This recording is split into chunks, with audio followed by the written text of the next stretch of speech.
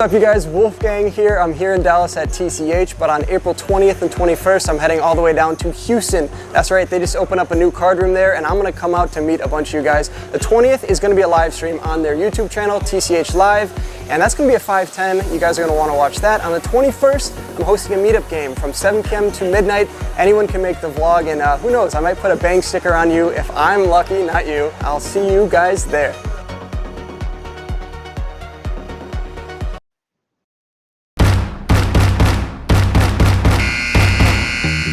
Your adrenaline is pumping. Over $20,000 is on the line. The clock is ticking. Buzzer beater bad beat has begun. The famous Texas Card House bad beat is back. Take your shot to win big. Be in any Texas Card House when it hits and you get your share. $100 cash in your hand. The bad beat jackpot rises every day, and the qualifying hand gets easier and easier each day.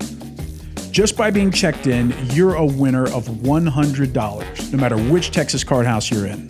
Texas Card House is the only poker club in the state offering you this. Come into Texas Card House all spring to win.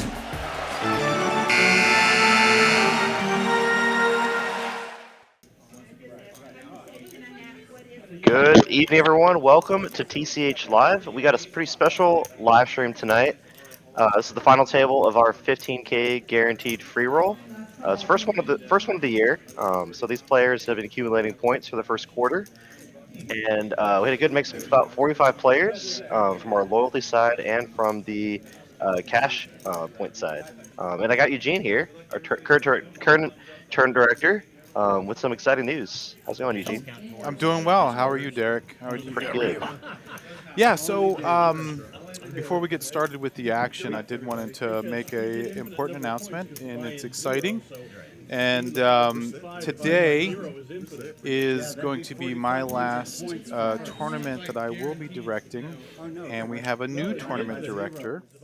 And Donovan Barton is going to be the new tournament director here at TCH, and super excited for him, and very knowledgeable. Has been in the industry for a very long time. Couldn't have been happier with the choices made. I know there's going to be a lot of questions about why am I stepping down. It was a personal choice for my wife and I. We wanted to do some traveling this year, and had a long talks with the COO Victor and the general manager Mike. I felt that it wasn't fair to them if I wanted to spend some time traveling and I wanted to put TCH first, and by doing so means that I had to make the tough choice of stepping down so that I can go ahead and do some traveling this year with my wife. I'm kind of, some people might not believe it, but I turned 49 this year, and I want to be able to travel and get around the country before my body starts failing on me. So No, that I can completely understand. Yeah, For Lauren and I, it's like we want to do all our traveling before we even have kids. Yeah, so there's no like backstory to that. That is the absolute truth. I love playing poker. I'm going to be doing a lot of traveling and playing poker. Going back to the World Series this year.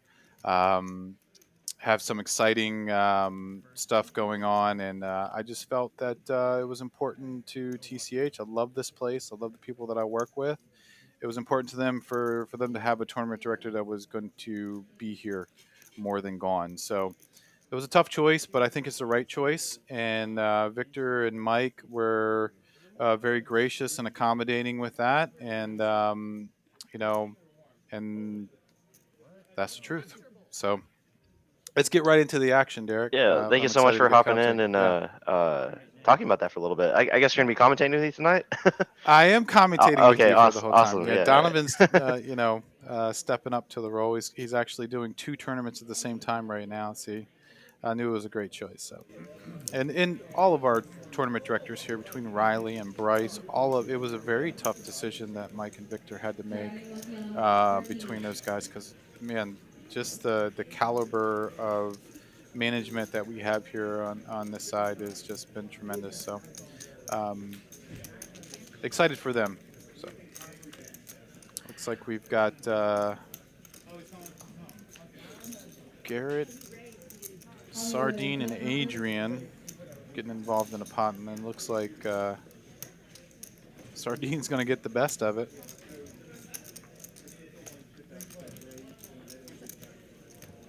Looks like the best hand will fold, though.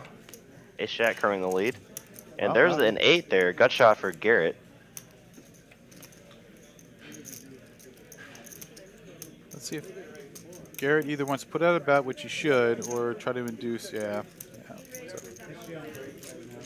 But let's talk a little bit about the player. So seat 5, who you just saw, that's Garrett. Seat 4, just to his right in that picture, is Adrian. And seat 3 is Lego. Seat 2, seat 2 is going to be Loke, and seat 1 is going to be Bijan. Charles is going to be in seat 9. Vandy is going to be in seat 8. Seat 7 is going to be Gianni, and on seat 6 is going to be Thomas. So it's been a lot of fun watching these guys over the first 3 months since we've had this for the very first time doing a tournament rewards program. I'll get more into it in the next hand because it looks like Bijan's waking up with a hand here. He's got pocket 9s. He's going to give it a shove.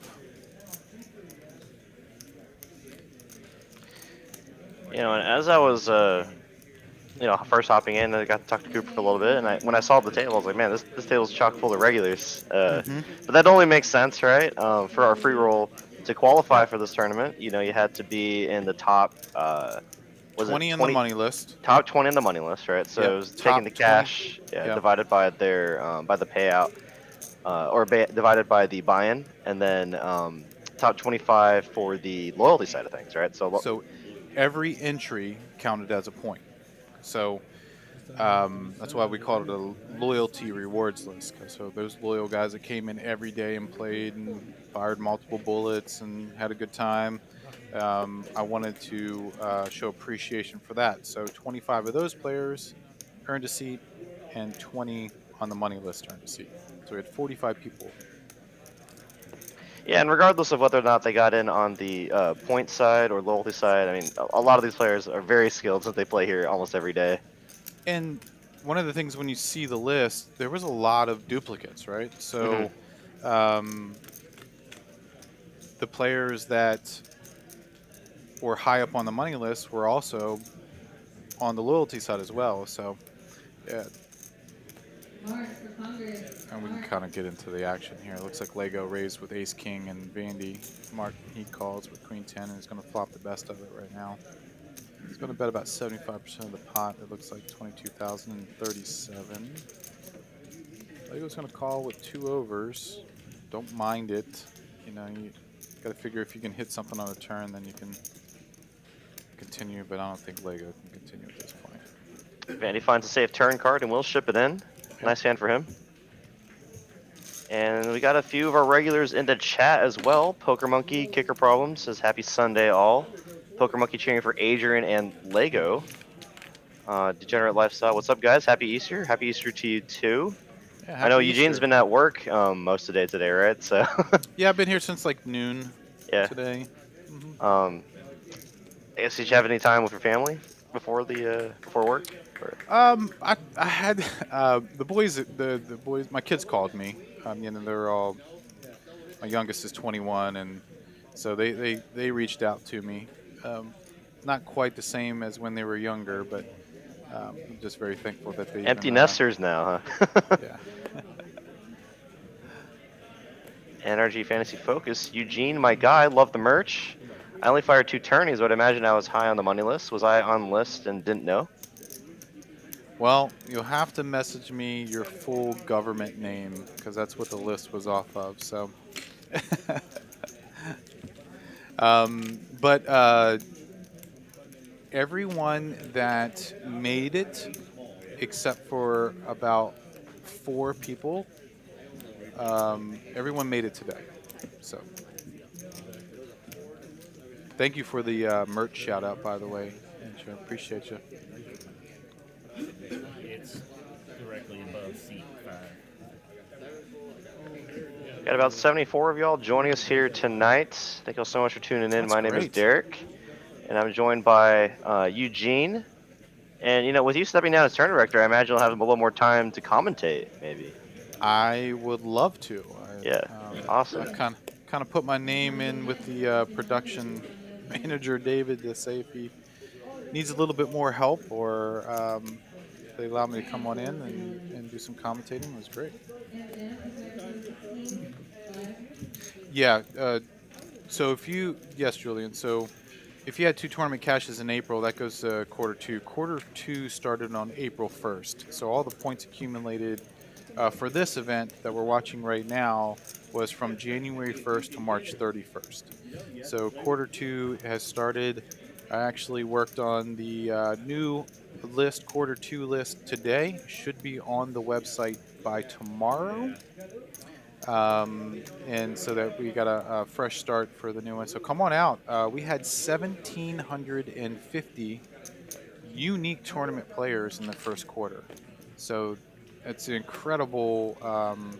Oh wow, look at this action. Sorry, I'll continue that later. So Oh Lego's my gonna, gosh. look at this. Lego's gonna rip with aces, early position. Johnny's gonna ship ace queen suited. What and a spot here for Lego.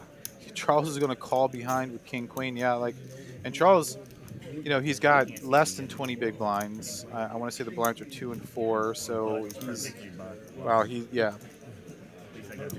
I mean, he's got like 12. What was that? 5. Yeah, he's got 7 bigs. Yeah, ship it with 2 face cards for sure. What a spot. Yeah.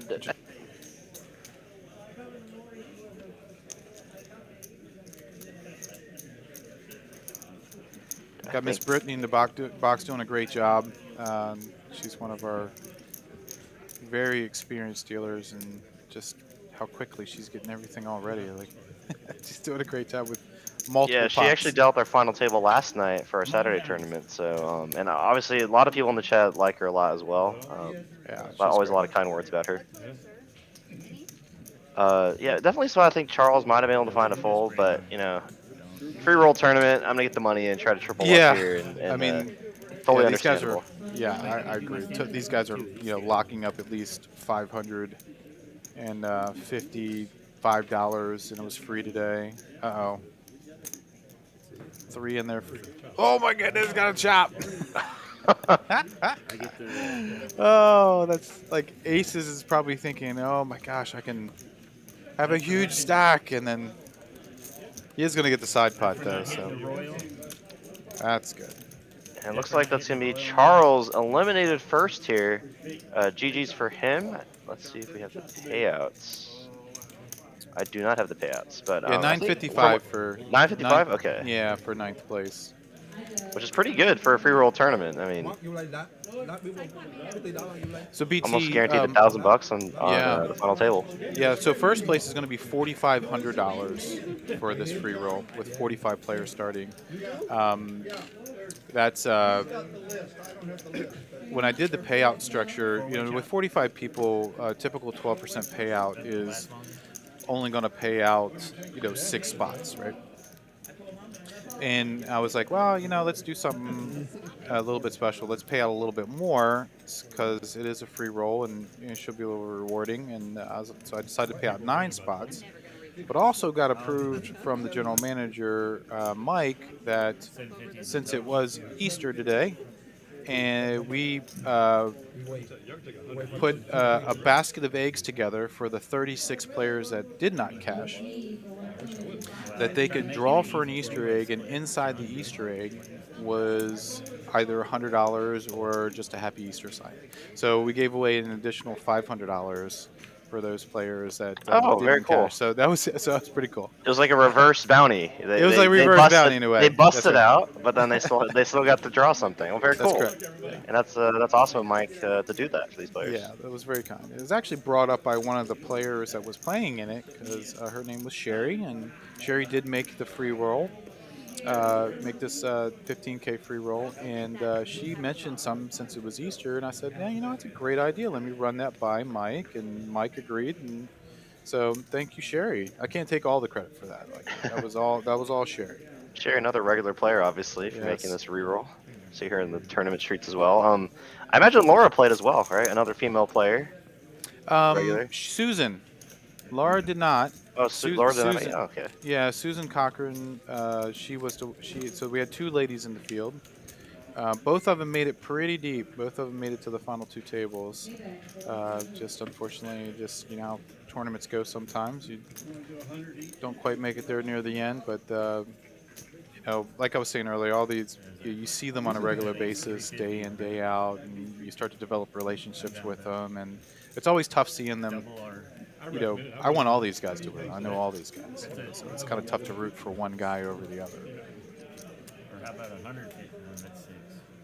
And I want to go back to BT's question. BT had a question about the points. I didn't overlook at BT, but he asked about how do the points work on money caching list. People have more total money in cash, but less points and further down the money list. So the money list works out as you take your payout divided by the buy-in, which gives you the points. So if you paid a larger buy-in tournament, I'm done with that. like our Saturday is a 365 or 500, and you cash out, so it'd be the money that you earned, you cashed with, divided by the payout. And the reason for that is I wanted not to be a huge gap between someone paying a $500 buy-in as opposed to a $130 buy-in. Because some people can't play on Saturdays, right? And that's usually when we have our larger buy-in tournaments. But they can play in the $130 events and be loyal in playing those and do very well in those. Because the payouts are as big, you shouldn't be not rewarded for playing well in our daily tournament. So by doing it by the buy-in, it helps, closen the gap on how many points they would earn. Now, granted, Saturday tournament's a little bit larger field, the payouts are a lot bigger. You will get a little bit more points by playing the larger the field, but it would be the same thing as if it was a $300 field for a $130 buy-in. The points would be about the same. Yeah, I think you did a good job of, creating a good distinction between the, the points gathered from cashing tournaments and the points gathered from, entering tournaments, right? Because, it could have just been, straight the amount you cash for, and that just honestly probably equate to the loyalty side anyways, right? Correct. I think you're seeing money on the table from Mark. Wow, got aces again coming up. They had to last longer, so it was a lot of fun today with this free roll because all these guys know each other. They're like, all right, let's do it last longer, and so they each put a little bit of money. They must have chopped the. They must have chopped the last longer. Yeah, I think they chopped the last longer. Looks like Johnny's gonna shove. He only has 20,000. What a great time to wake up with aces. Looks like Adrian's gonna call with ace king. Wow, unfortunate spot here for Adrian. He's a miracle here. Jeez. Oh, if a queen comes on a flop, then they're sweating. Ace jack or queen 10 or queen jack on the flop.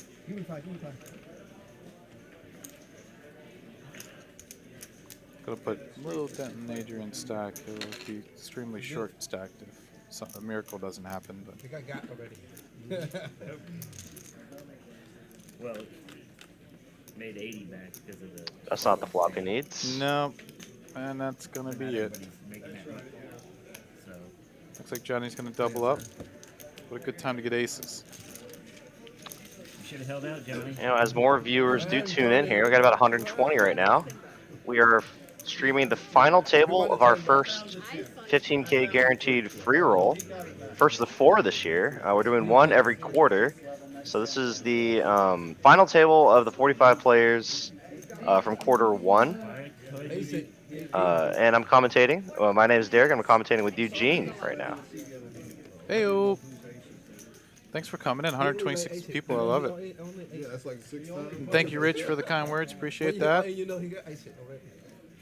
This rewards program, like I was saying earlier, we've had 1,752 unique tournament players just in these past 3 months. And,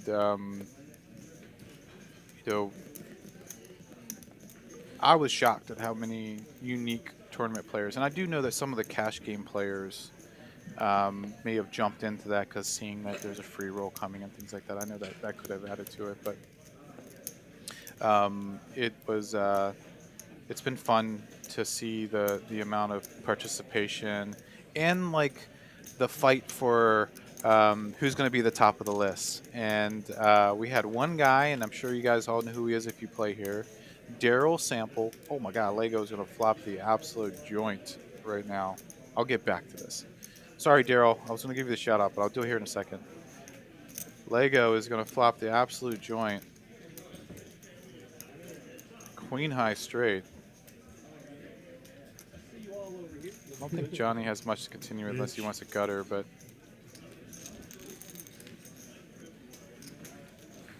he's going to take it down. But yeah, get back to that. Daryl Sample was top of the money list. You gonna get in the booth And then also top of the loyalty rewards by list. himself? So congratulations to Daryl Sample for being on top of both lists. That's very hard to do. The man is a crusher, a beast. He, loves to play tournaments, and I'm sure if you play tournaments in the DFW area, you know who Daryl Sample is. So shout out to Daryl. Good job, Daryl. Thanks for coming out and playing as much as you do. We do appreciate you.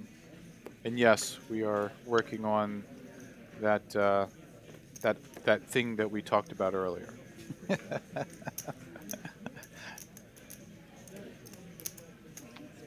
Lego getting a lot of hands here. Yeah. 14,000.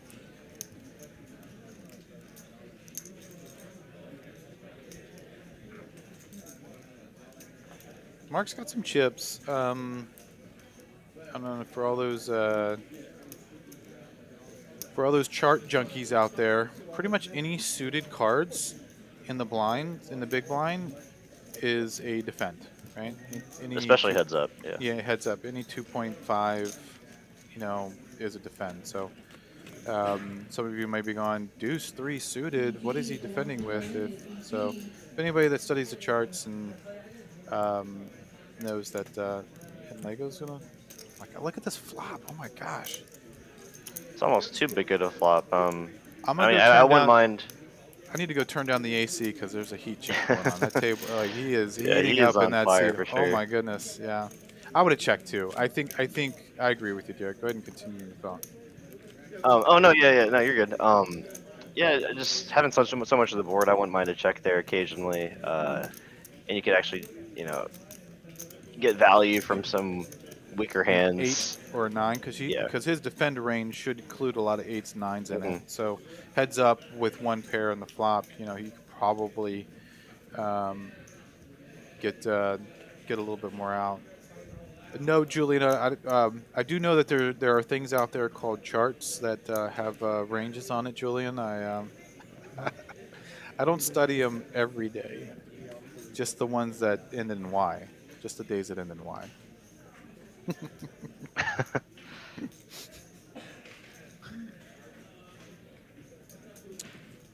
Looks like Adrian shoved with King 8.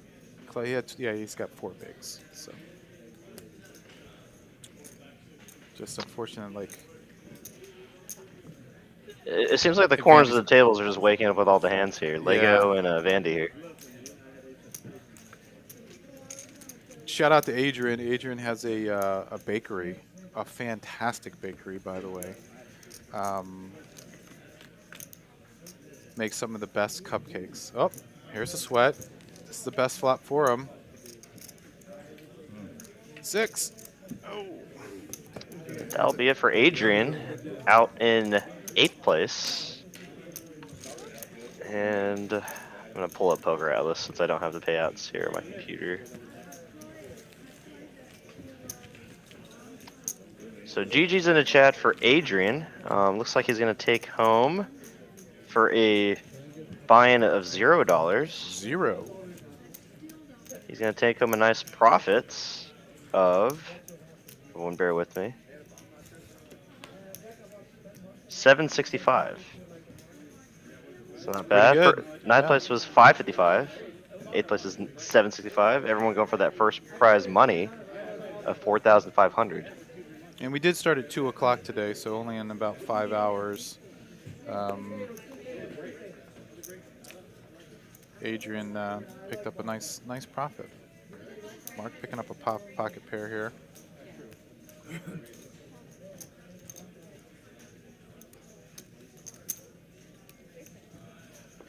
I'm actually surprised the players are willing to play out this far. Honestly, from my experience with free rolls, you see players start to chop up the money when it gets down to like 20 players. Yeah, and this one we wanted it to be a no chop, right? It's a free roll, and we wanted to have fun with it, and so I talked about with Donovan and Bryce and some of the others about it being a no chop, right? It's free money. Texas Card House put it up, and let's have a nice let's live stream it to show all of our loyal players that we had in the DFW area, and have them play it out, duke it out right to the very end. So a lot of fun.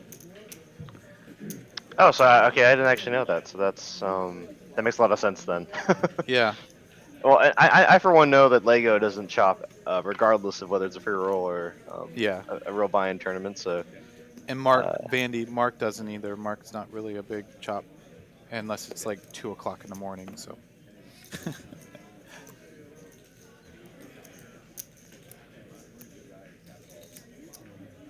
it's like Bijan will move in with the Ace King. Sardine getting a pretty decent price here. it's about 50% of his chip stack. I don't mind the fold. It's, Yeah, good fold. yeah.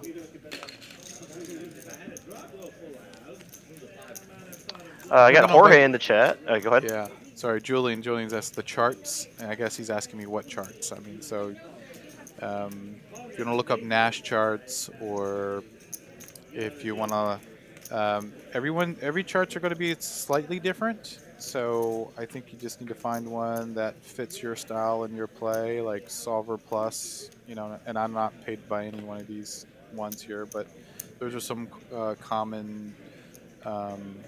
But I think that early on, the Nash charts is kind of what they call them now, and then and different sites have adapted different charts and based off of solvers and GTO theory, stuff like that. But yeah, I got Jorge in the chat asking where Adrian's Bakery is actually located. Do you happen to know? I don't know where his bakery's at, and he did tell me the name, and it's several months ago, and I've forgotten. Dubalicious. Dubalicious. Yeah. Yeah. Some great cupcakes. Like every time he comes in and plays now, I'm like searching. Like if I see him, I'm looking to see if he's got a bag or a box with him. He's definitely stopped by our card quite a few times with Yes. a box of goodies. Oh, he brought in a velvet cake with like a buttercream topping. Oh my goodness. Yeah, Rich, 4,500 for first for a free roll.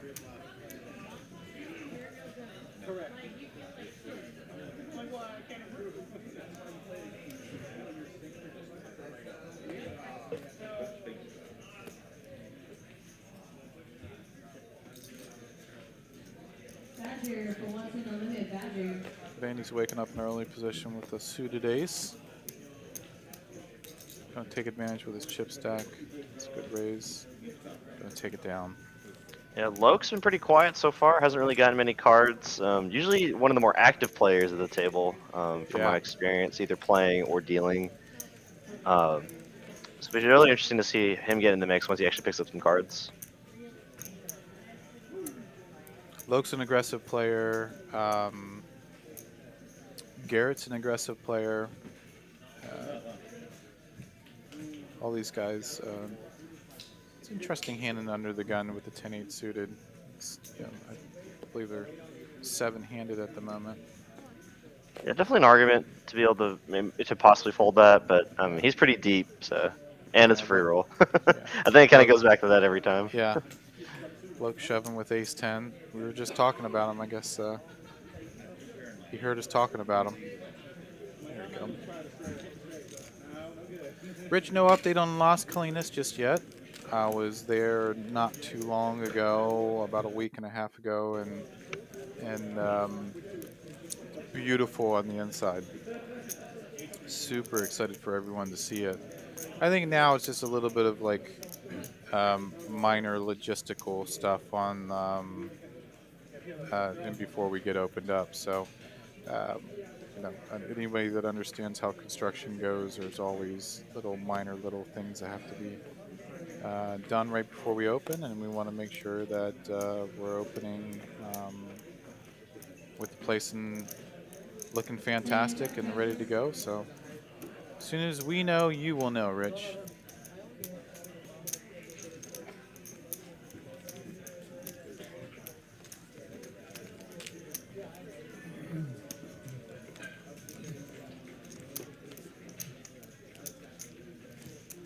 Derek, have you had a chance to go by there and take a look at the room yet? Yeah, I have. I had dinner with a friend. I want to say 3 weeks ago, and then we were in the Las Colinas area. And we were just like, wait, we're close by, and it was actually Sal.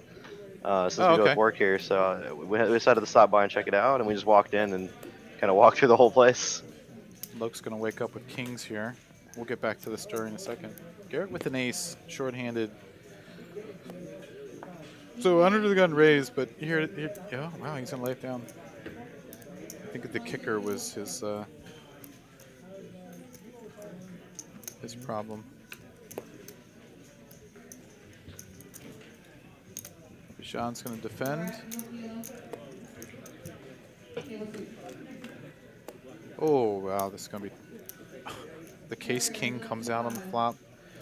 Loke with set. Bijan with middle pair. Backdoor hearts. Check, check. And he has the heart draw. This could be... Oh. Check. Yeah, Loke has to bet now. He doesn't have a heart in his hand. Kind of would have liked to bet on the flop, but because there is a heart draw and potential straight draws and things. But I like it. Loke's playing tricky. Just don't know.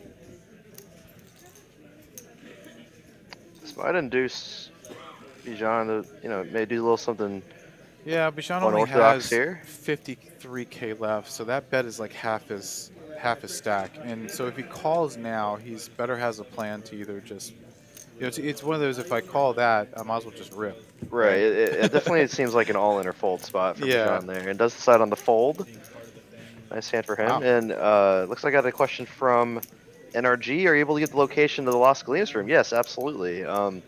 We've kind of been back and forth on this for a few months, but we had we talked to Mike RGM, and he gave us kind of the okay to just let people know where it's located. It means it's probably the worst kept secret, he keeps saying, right? So, Yeah.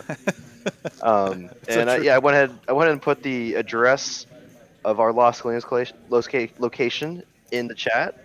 So if y'all want to check it out, maybe hop by in person or maybe check it out on Google Maps. Y'all are very welcome to.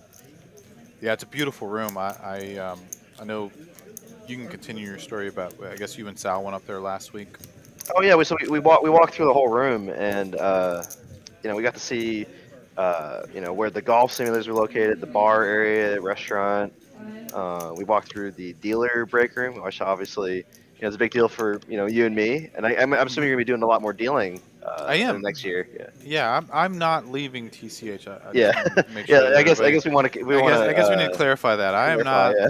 Yeah, I'm not. I'm a TCH lifer, so I've been here since day one. I don't plan on going anywhere, but I'm going back to dealing. It's where where it all came from. It's just a little bit more flexible for my wife and I. So I probably should have clarified that from the beginning. Yeah, I think we had a few people wondering if oh man, we're never going to What? see Eugene again. He's going to no. be in Spain or Europe or Russia for all we know. If tensions weren't so high, I would love to go. Like I want to go. My wife and I, we went to Europe for the very first time. That's the very first time we both were out of country. We went to Madrid. There was a WPT event out there that I qualified for. I wanted a seat out there for a WPT event out there, so we chose Spain, and we just got the bug, and I was like, oh my gosh, this is so great. So I would love to go over to Asia and Russia. I'd love to go see the Kremlin. I'm a big history buff, so it was a lot of fun. But Lego's going to wake up with tens now.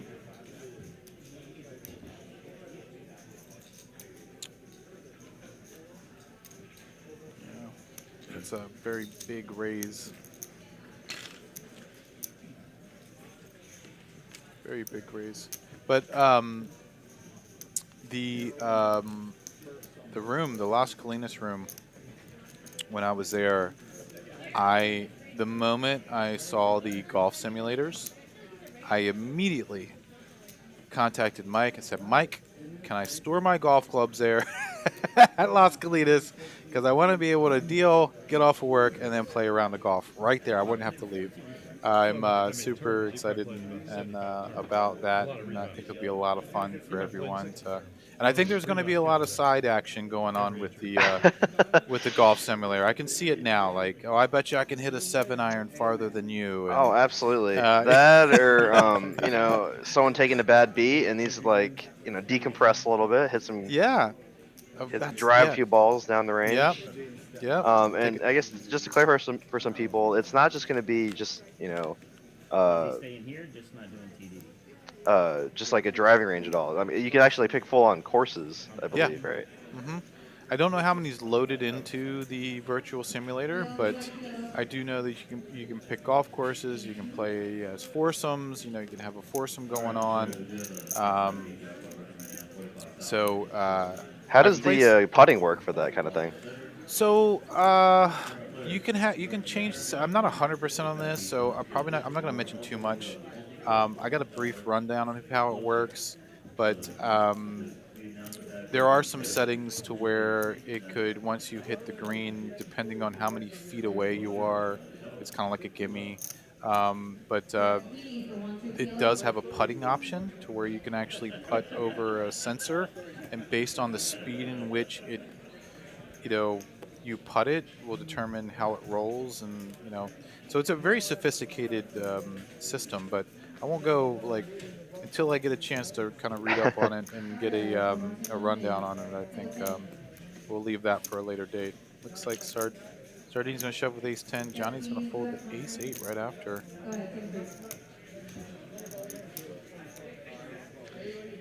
It's kind of cool to see Sardine here back on this final table. He literally just final tabled our Saturday tournament last night.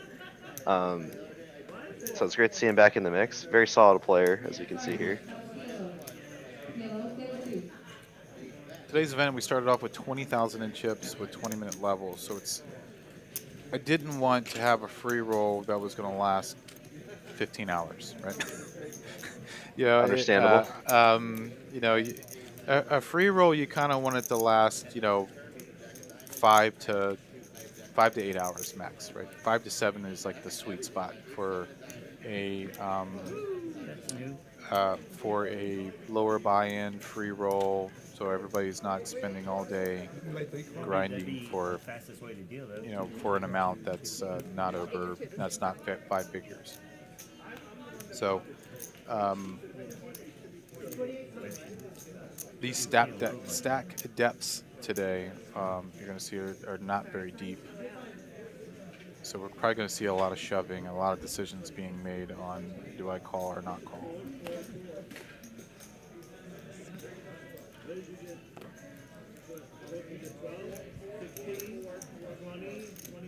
$170 watching. Wow, I just looked up and picked up at that number. That's great. Hello, everybody. Happy Easter. Happy Passover. Happy Sunday. I don't know if I missed anybody. If I did, I didn't mean to offend.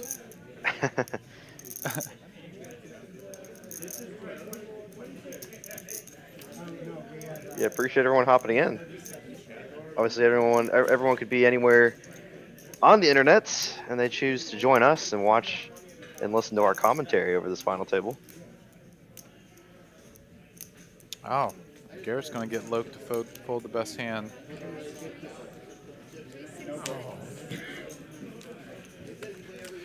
So I don't know if you would agree, Derek, but you play a lot of tournaments like I do, and those are those spots with small pairs in early position, right? Do you raise with them? Do you not raise? Do you just even fold for ICM? But since it's a free roll, ICM is, it's still prevalent here. There are some jumps, but I'm probably getting in the mix in this tournament, but yeah, I think typically I do, depending on my stack depth, if I'm less than, if I'm 15 or less, I probably just fold them. Yeah. Are you gonna fold? You You say fold No. on a free This roll? side. Oh, And a free roll. Then yeah, I probably shove. I'm saying for yeah. like for a normal tournament, if I'm like Yes. 15 or Yes. less, Okay. I'm probably just folding. It's either folding or shoving. I'm not just raising. Yeah. Looks like Loke's going to pick up another pocket pair. Garrett's going to call behind. Be aggressive, Loke.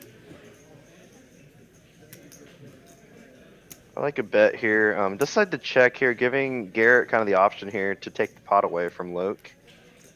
Yeah, like I said earlier, Garrett is a good player. If he's going to smell the weakness and, figuring that if he's raising and then checking behind, he can then represent any king and Yeah, nice spot there for there. So Garrett.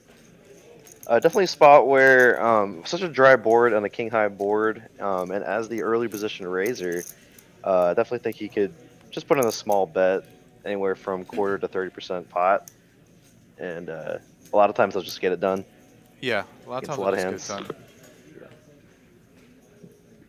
Armani in the chat, are there regular games, weekend games in Dallas? Oh wow. So we're actually open here 24/7 in our TCH Dallas location. If you're not aware, we're located very centrally in the Sam Moon Center off of 635 and 35. You should definitely look us up. We have a game every day, every hour, even on Easter Sunday. We've got 17 cash games going right now.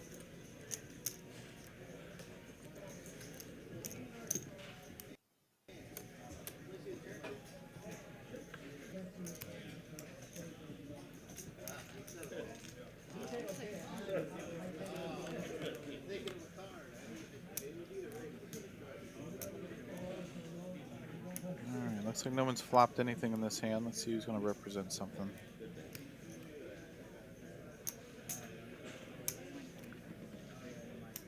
Court position plays such a big key in tournaments.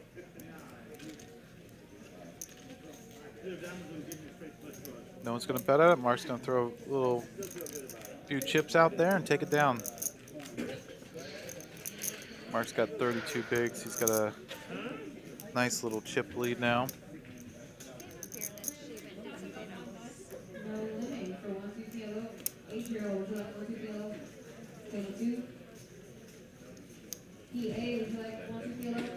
So still down to 7 here. Each player guaranteed 915. Page, I'm starting to get a little bit larger. First prize is $4,500. Definitely rival some of our daily tournaments in terms of first place prize money. Yeah. Sure does. Johnny's just on a call with the Queen Jack.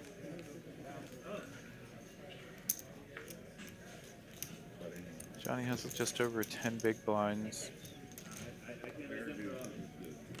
I think depending on the size of the tournament and kind of what the ICM is where you kind of determine how many big blinds before you just start shoving, right? Yeah, it's all relative, right? Yeah, you got to base it off of the average chip stack. Don't want to be too linear and just like, oh, if I have 10 big blinds, I need to shove, or if I have 15 big blinds, I need to shove. If 15 big blinds is the biggest stack, you probably don't need to be shoving your 15 big blind stack. Is what you're trying to say.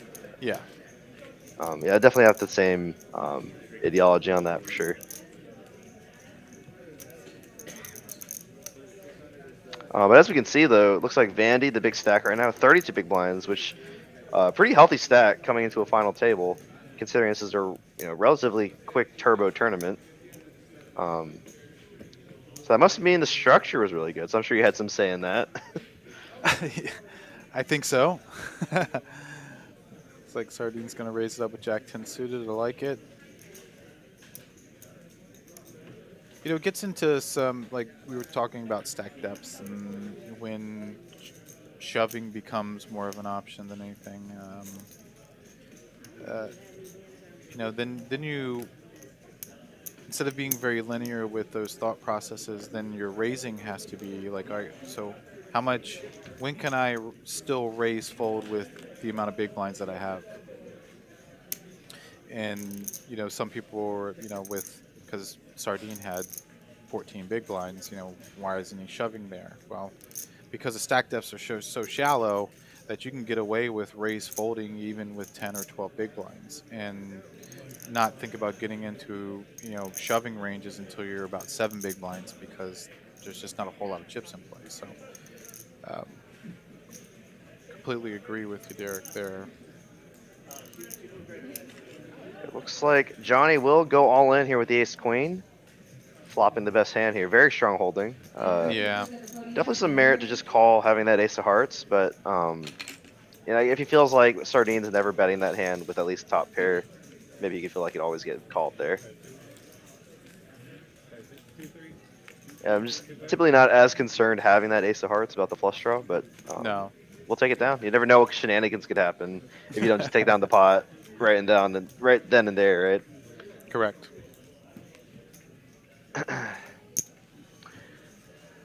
That's why aren't we using the new chips for this one? Great question, Rich. To be honest, I got in today and just started making chip stacks with the regular one. I guess I could have used a new one. You should have called me, Rich, and reminded me I could have used a new one. Bijan's gonna shove his 7 big blinds with ace jack suited.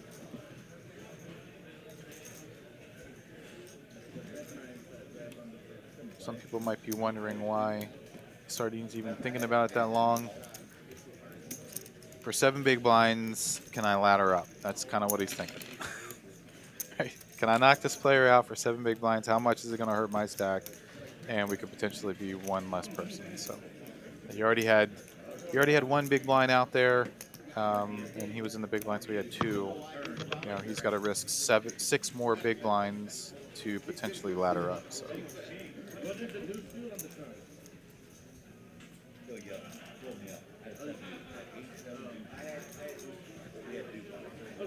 Yeah, I do like the new chip stack, Rich, too. He said that they are very cool. I do like them as well.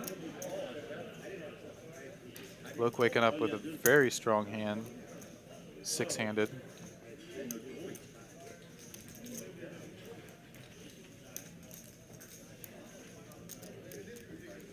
I'm sorry, on 7. the larger size here. Is going to get shoved on by Sardine with pocket nines. We got a flip scenario here. I don't think Loke's folding. No, here we go. This could be. It's a fair fight. It is a fair fight here. Loke looking to hit an ace or king. Sardine looking to dodge an ace or king. Sardine tournament life on the line here.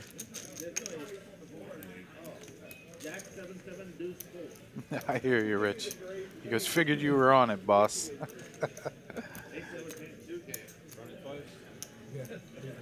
Run it twice. Yeah, I heard that. Safe so far. Still a little scary. Oh. Wow. Fades what a it sweat all. there. Yep, safe run out there for the nines. And a double up there for Sardine. Loke down to less than 10 big blinds now.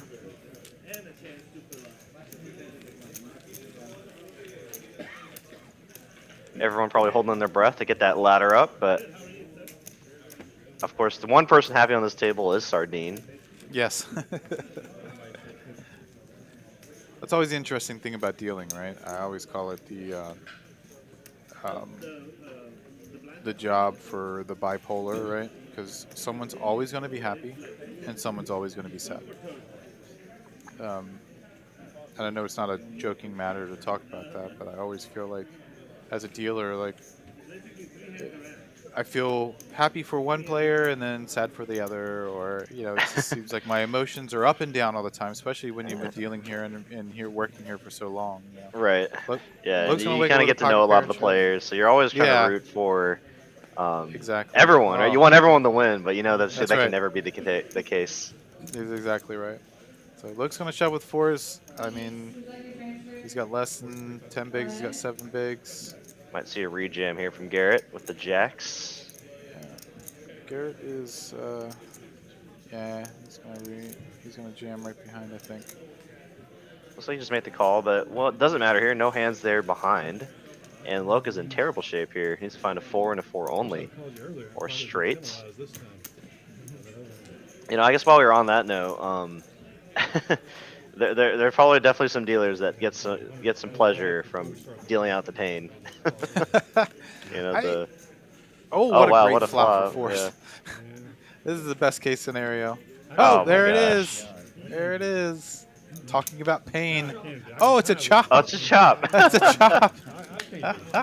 That's fair. Oh, That's fair. there you go. Yeah, that's fair. Talking about dealing out the pain. Gus, this tournament was $0. He asked how much was this tournament. It's a free roll for our loyalty rewards program. You can check it out on texascardhouse.com. Choose the Dallas location, and it should be right there on the top of the webpage. You play in our daily events. You got a little graphic for that. There Go on you and check it out. go. Yep. You earn points from cashing, and you also earn points by how many buy-ins. So check out the website. It'll tell you all about it. And hopefully see you here soon playing in some of these tournaments, daily tournaments we have here. We have so many. We run pretty much one twice a day. We run one every day of the week. One a day on Friday morning, and then one on Saturday, which in my opinion is the best tournament in Texas, one-day tournament in Texas. We get over 200 players. First place is always in the 5 figures. And the last Saturday of the month is a $500 buy-in, the bigger one, and usually gets into $20,000 plus first place prizes for that with 300 entries. So a lot of fun. Yeah, if you're a tournament player in Dallas, Texas, you really don't need to go anywhere but stay here. There's tournaments every day of the week, and you got the weekly big one, like Eugene was saying, and each quarter we'll typically run a 500K or bigger tournament here at TCH Dallas. So a lot of tournaments here to go around. Don't even have to go north, don't have to go to Vegas. Could stay in your local city and have a great time. Well said, Derek. Well said.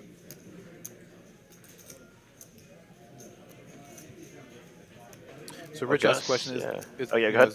The Wednesday night 5K bounty tournament is still going. So it is still a bounty tournament, but it's slightly changed for the month of April. For the month of April, it's going to be a 2.5, so $2,500 progressive bounty tournament. And it's a $200 entry. It runs just like a normal bounty tournament. It's every person you knock out, you receive $50. But you also receive a ticket, and that ticket gives you a chance to pull an envelope out of a barrel that has a chance to win $2,500. If no one pulls that at the end of that night, depending on the amount of entries, is how much money TCH adds to the jackpot. This money does not come out of the prize pool. It doesn't come out of any of the fees. This is all TCH just thanking the players for coming out on a Wednesday night to play in our event. So next week, it's actually, the jackpot is going to be worth $3,050 this Wednesday coming up. Safe run out there for Lego. Gonna have 2 pair. Take down a decent pot here. Well, Gus, you'll definitely have to come by TCH Dallas if you're in the Dallas area. And if you see Eugene or I, Yeah, say hi. say hi for sure. I guess you can't see what I look like because I'm doing this from home, but say hi to Eugene. He's definitely friendlier than I am. Guess you can. Oh, yeah. There's Eugene. Yeah. If you see me, Gus, say hi. I might not be wearing a suit next time you see me, but sometimes I'm in the dealer box. Definitely come by and say hi.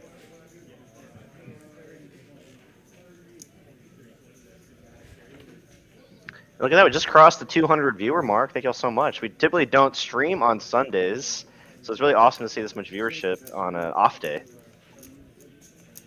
Yeah, it's fantastic. I guess the only time we ever stream on Sundays is the final table of our really big tournaments. And I know everyone always really enjoys watching those.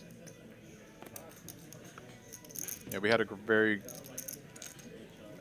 good turnout for our mystery bounty that we had in March, and that's always a lot of fun. So I know looks like everyone's Lo- already excited to hear about the next big tournament in the works Yeah.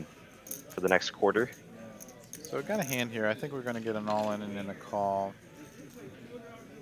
Because Loke and Lego both hit an 8, but I think if I'm in Lego spot with his chip stack, I'm shrug calling this off, right? But Vandy bet out, so I think it went check, check, bet. Yeah. And Loke's actually going to dodge a bullet there. Yes, he Getting is. the better 8 to fold. You can't really blame Lego there, as Vandy was the initial aggressor, I think, in the Yeah. spot. So Vandy bet 17K. Loke just shoved for 33, so it's 16K left, and yeah. And when he sees Vandy fold, he's like, "Oh no, I think I had Yeah, the he's best like, oh hand." no, yeah. No, you right. You got caught with 7 or 6. You might have 3s or 2s. You know, one thing I would be thinking in my head is that a complete raise, right? Was Loke's raise over Vandy's bet, because on the flop, if it's not a complete raise, then Vandy can't re-raise, right? And then, sure, some people might be like, well, I'm kind of lighting things on fire. But once you have an all-in player, sometimes they may be checking it down, right? Because you not only have to beat, because there's 3 people in a pot, you have to beat the all-in person. You know, Vandy may be checking it down unless it's a super strong hand. I don't know. I probably would have thought about that a little bit more, especially with how many chips I had. But, you know, Vandy being the chip leader, you never know how aggressive he's going to get afterwards. So that was a tough spot. That was a tough spot.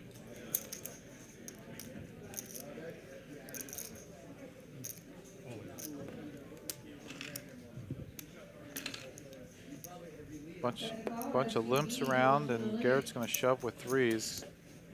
Pick up all that dead money in there.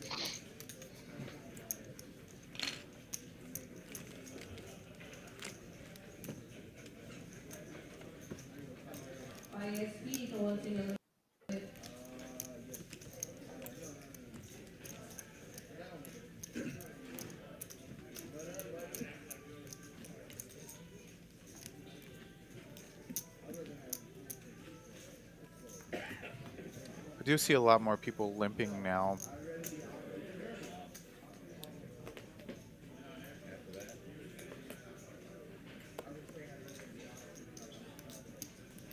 Gus asked a question, but I'm not gonna. I don't know. I don't. Been married for 17 years, so I don't frequent those places very often. So I'm sure some people in the chat could help you out. maybe, I don't maybe. either. So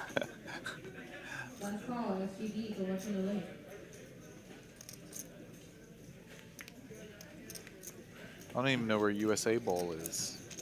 actually, I think a group of us went there for bowling a while ago, but yeah, actually, we can give you some hotel recommendations, Gus. So we do have a very close hotel, the Wyndham.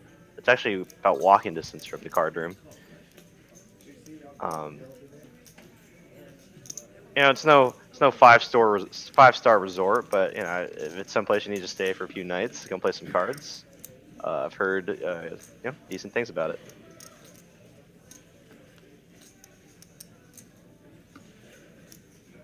NRG asking who's commentating over last week's Saturday tourney. That's being shown after this stream. I believe Mitch and either me or Eugene. I'm not too sure. I don't know if David asked you or. He did not. I think it is going to be Mitch and you, I believe, after this one.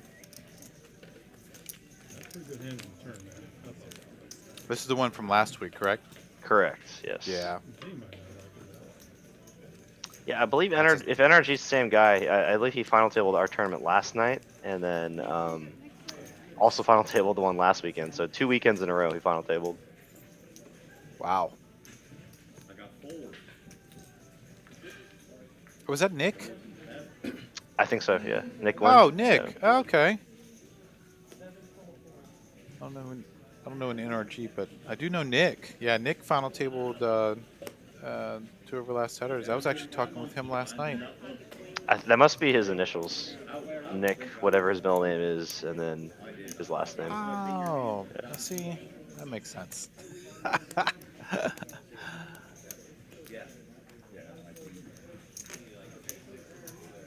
Yeah, so congratulations to you, Nick, for final tabling last night and making a good Yeah. run.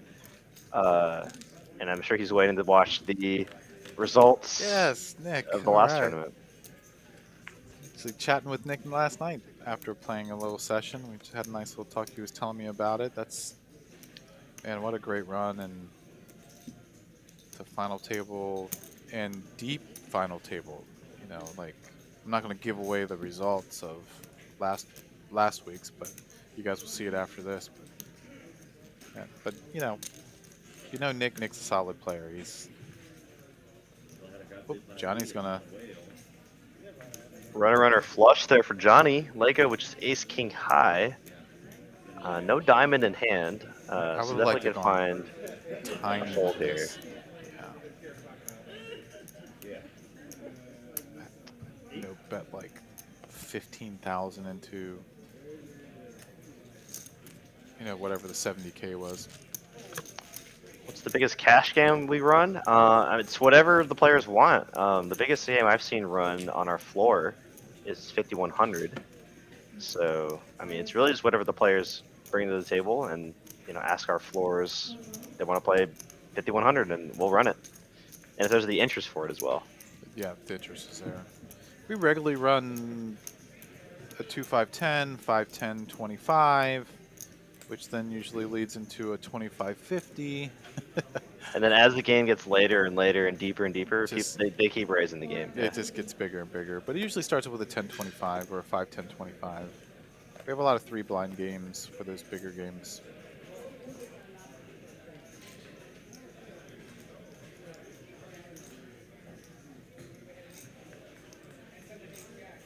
So Garrett is either getting bored or realizes that he has some pretty tight players behind him and he's going to get them to fold with the old deuce 5.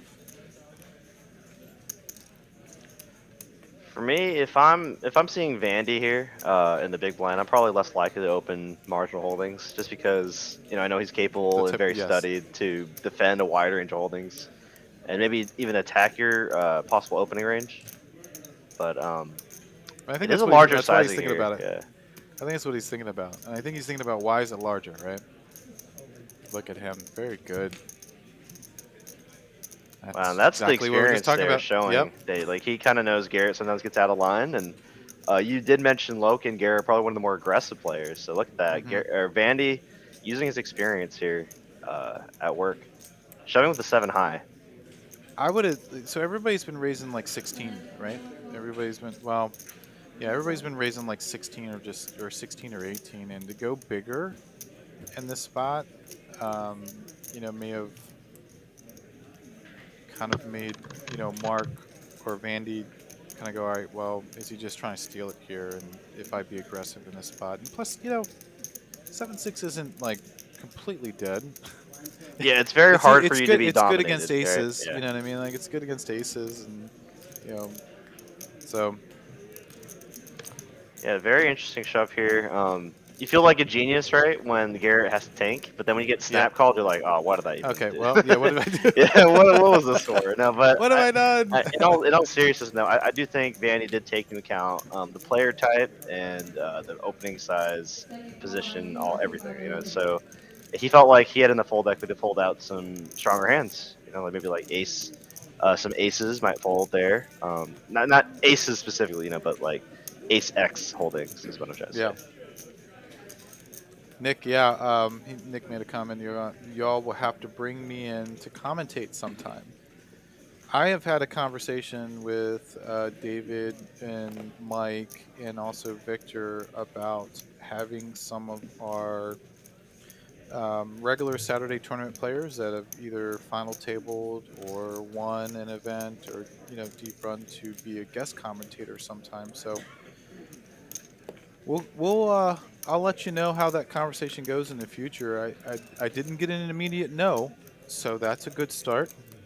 And I think it'd be fun for our viewers to see some people commentate and hear some people commentate, especially, Nick, got some really good runs in tournament stuff. We'd love to get your insight with it, and I think it'd be kind of interesting to have some guest commentators that way come on in. So we'll let you know how it goes. I think it should be fun.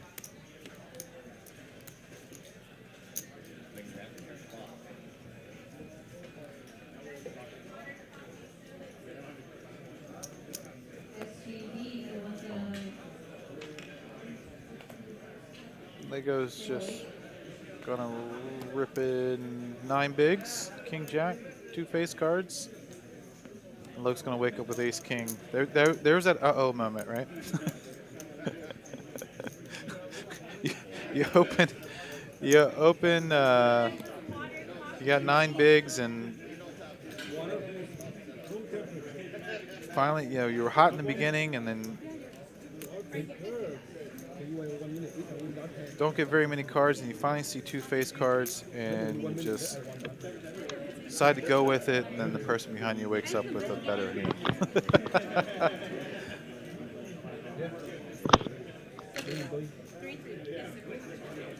That's a great idea, Matt. Oh my gosh. Oh, The suck out here. yep. And I believe Loke is the one that's all in, so, all right, Lego's gonna... Great run by Loke, great guy. Thanks for coming out and playing, Loke. He is going to earn... Let's see, I had it up as well, too. Looks like he's gonna get $915 for his efforts today. Down to our final 6 now. Everyone's guaranteed 1,065.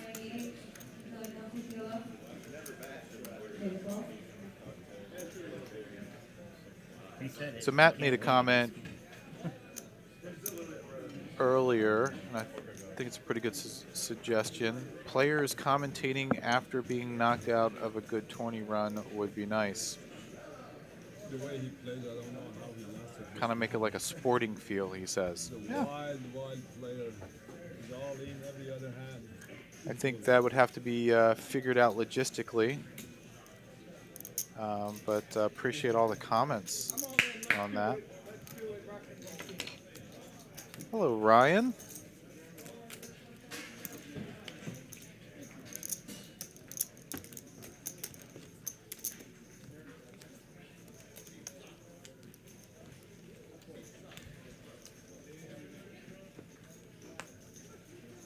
Down to our final 6 competitors on this Easter Sunday or Passover.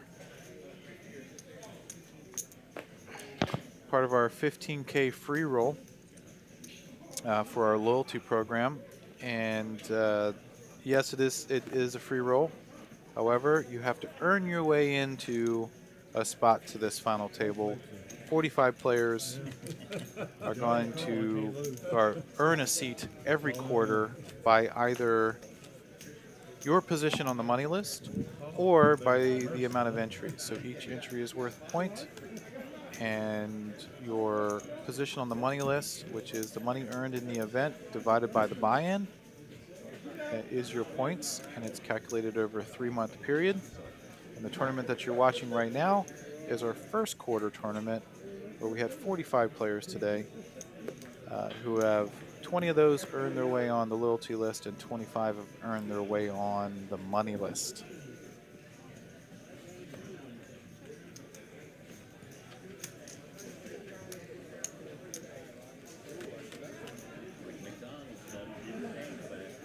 Looks like Garrett and Sardine are involved in a standard small blind, big blind situation. I think first aggressor is going to win.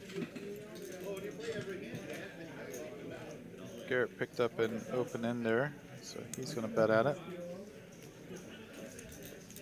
Careful when you And he's going to take it down. oh, one of them, part of one of them. You saw it? Huh? You saw it? I'm okay. Good stuff. You know, as the blinds go up and up here, we see the largest stack is only 24 big blinds. So I wonder if the strategies might shift a little bit, or players might tighten up a little as well. having less stacked up.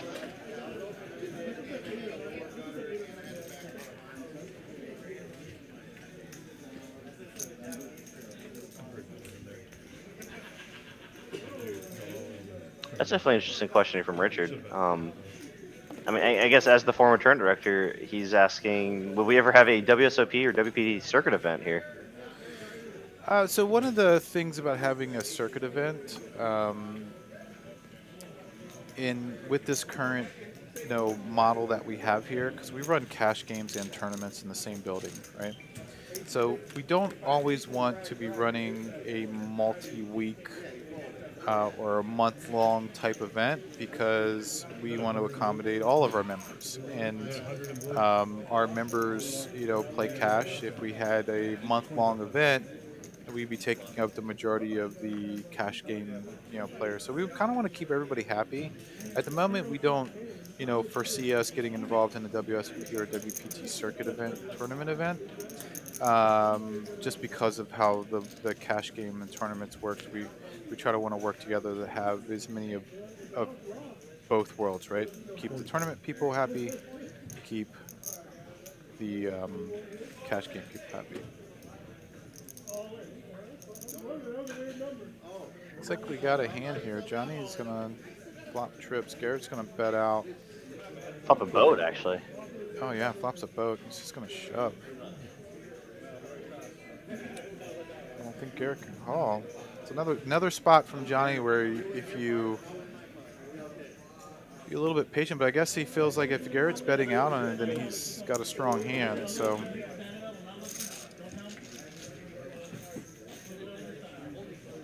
Yeah, I definitely wouldn't mind just a call there. I think you and I probably have similar play styles. I probably would have just made a call there and set the trap to, kind of have that board locked up, right? Bluffs. Yeah, exactly. Yeah, you're only losing the aces there. Yeah, realistically. He can't have quad fours, and I mean, I guess the only hand that he could be concerned with is the pocket threes, I guess, right? I mean, was it ace 4-4-3 flop? No, pocket threes are, you're still ahead of pocket threes, I think. Yeah, you're still ahead of pocket threes too. Jeez. Come on in, let's do it, rack and roll. We have another tournament going on in the background, I think is what you guys are hearing. We have a PLO bounty tournament, right? Yeah, bounty tournament tonight. It's a lot of fun. Get to accommodate our PLO players. Yeah, looks like Sardine shoved with ace deuce off, and Johnny's gonna wake up with ace king right behind. Let's see if the short stack can stay alive here.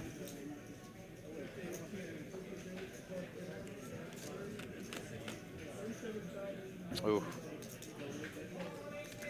And that is going to do it. Yeah. GG's Good for playing, Sardine. Tommy. Yeah, good playing, Tommy. 2 final You know, tables in a row. Bijan hasn't really been playing too many hands, but has laddered up quite a bit there. Bijan's been under like 12 big bigs, I think, blinds, the whole yeah, time. the whole time. Yeah. And I now think at one point he had 7 or 8, and then he went from 555 in 9th place, and now he's guaranteed 1,215. There's my ICM champion right there. This is our ICM champion moment of the day. Yeah, for those that tuned in last night for our final table, we see a lot of that in Jason, and I'm sure you know who I'm talking about. Jason Hicks. the late Reg King. Oh, I love that guy. Yeah, I don't think I've ever seen him in a tournament. At the beginning, never. I don't think I've ever seen him in the beginning of the tournament. I mean, honestly, I think it works better with his work schedule, honestly. Yes, I think that's exactly right. I asked him about it one time. He's like, no, I literally just come here after work, and that's just when I can play. Like, he doesn't do it on purpose. It's just when he's available. Looks like we got looks like we got a hand here, but looks like Vanny checked. So it was limped around. Vanny checked with aces. Wow, what a turn there for Johnny. Yeah. He might Now shove on Vandy's- Vandy here. Yeah, he might. Johnny's got a huge ship stack, comparatively speaking, to the rest of the table. Johnny's just gonna call. Johnny has so many outs. Just bricks all of them. Bricks all of them. I think he had like 14 outs or something. Like, look at all those outs. That's where I don't mind slow playing aces or like just calling or flatting with aces or limping in with aces if I'm heads up, right? Because you kind of have to be balanced, right? If you're always raising with aces, then you can kind of be exploited. But three-handed, I probably would have put a little bit of a raise in there. I'd rather be heads up. But it worked out for Mark. Mark's a tricky fellow. And it worked out for him. Mark seems like a player where, whatever his plan was pre-flop, he sticks with that all the way to the end, and I can definitely admire that about him. Yes. It's definitely unexploitable, and when you kind of put the emotions behind and just stick with the plan, it can make decisions a lot easier. Good shove by Lego. Just punish the short stack who's going to limp in the small blind. Down to our final 5 players here. Johnny here, running away with the chip lead, 40 big blinds. Next biggest stack is Lego. Definitely be interesting to see how the middling stacks adjust, having Bijan as the shorter stack. Definitely a good opportunity for Johnny to run away with the chip lead here. See if he continues his aggression. Probably not going to continue with 6-3, but with the stack depths the way they are, he should be kind of changing up his style a little bit, being a little bit more aggressive in his play.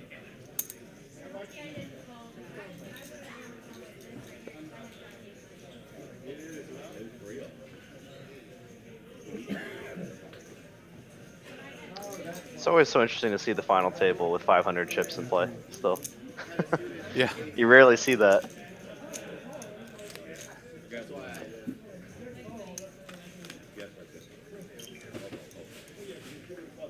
Lego flop with the best of it. Going to continue the aggression since he was the original raiser.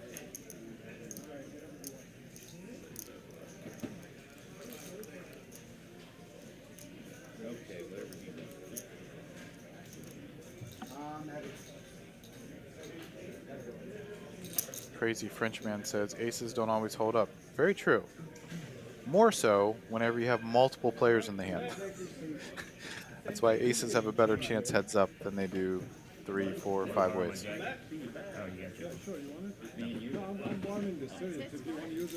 No, I'm fine.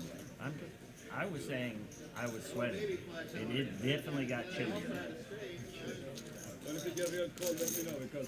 No. I've got a jacket in my backpack.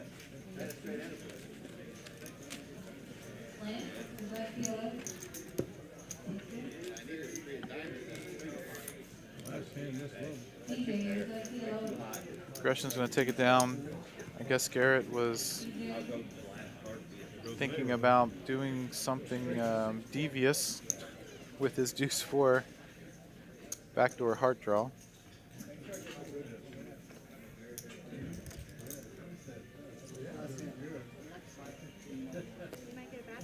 A 5-10. You're saying missing a 5-10-10. Sean's going to fold 6-5. Lego's picking up an ace in the spot on the button.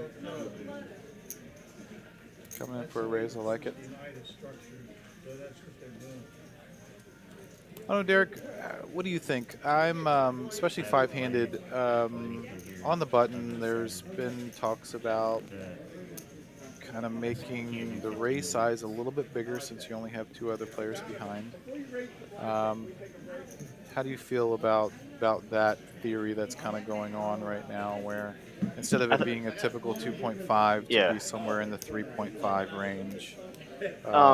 For me, I think it depends on who's in the blinds, honestly. If I feel like it's a player group in the blinds that will defend a wider range of hands, I'd probably go larger. Feel like they're going to be playing pretty straightforward, pretty ABC. I'll stick with these pretty standard 2 to 2.2x. But yeah, I definitely can see an argument for it, and I've actually talked about that on the stream before, so I'm glad you're bringing that up. Because there's definitely merit Yeah. So it's, to go in 3x even sometimes. If you feel like they're almost defending every hand, then you can get out a lot of their hands to fold. correct. I agree with that. I'm more like I've always been of the mindset that I'm going to rate because 2.5 should accomplish the same thing as a 3.5, right? And I'm risking less chips. Yeah, I'm saving myself a big blind, and you all know well that every big blind counts, right? Chip in a chair. So I had a pretty long discussion with a player after the bounty tournament, the mystery bounty, about this exact same thing, and so I'm in agreement to where I think stack depths and my chip stack compared to how much the chip stacks of the people are in the blinds are, that has to be all considered as well too. Yeah, And definitely agree. this is what Nick's saying too. I think it's more relative to stack depth of small blind and big blind. So it looks like we have an all in by Bajan. Lego snap calls with ace queen of hearts. Pretty standard 5-handed. 2 monster hands 5-handed, by the way. That's pretty big. I bring that question up because, I had a very long conversation with somebody, probably too long, to be honest, about it.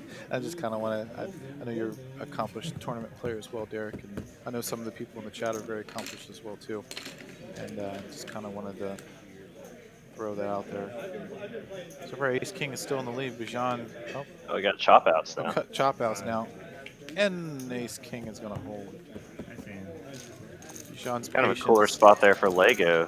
Is paying off, yeah, especially 5-handed. Ace Queen is, just like having aces.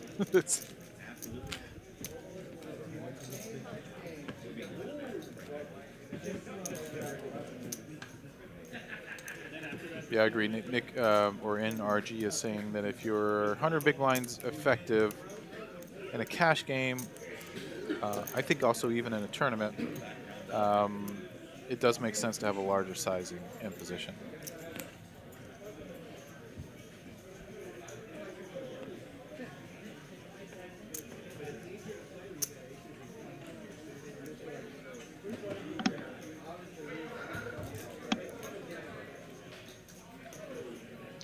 It's so interesting, the different thought processes in poker, right? Because I've actually heard the exact opposites from some players as well. From some of our higher stake players like Cashman and George and Chris, what they say when they're playing in their quarter 50, 5100, whatever, they actually like going for a smaller sizing the deeper and deeper they are.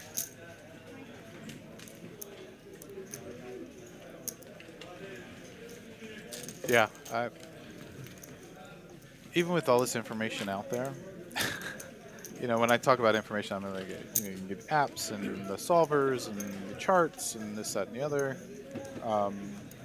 There's so many different ways to play this game, and I think that's, I was explaining this to my wife and the other day, she's starting to get more into poker. I've been playing poker since 96, and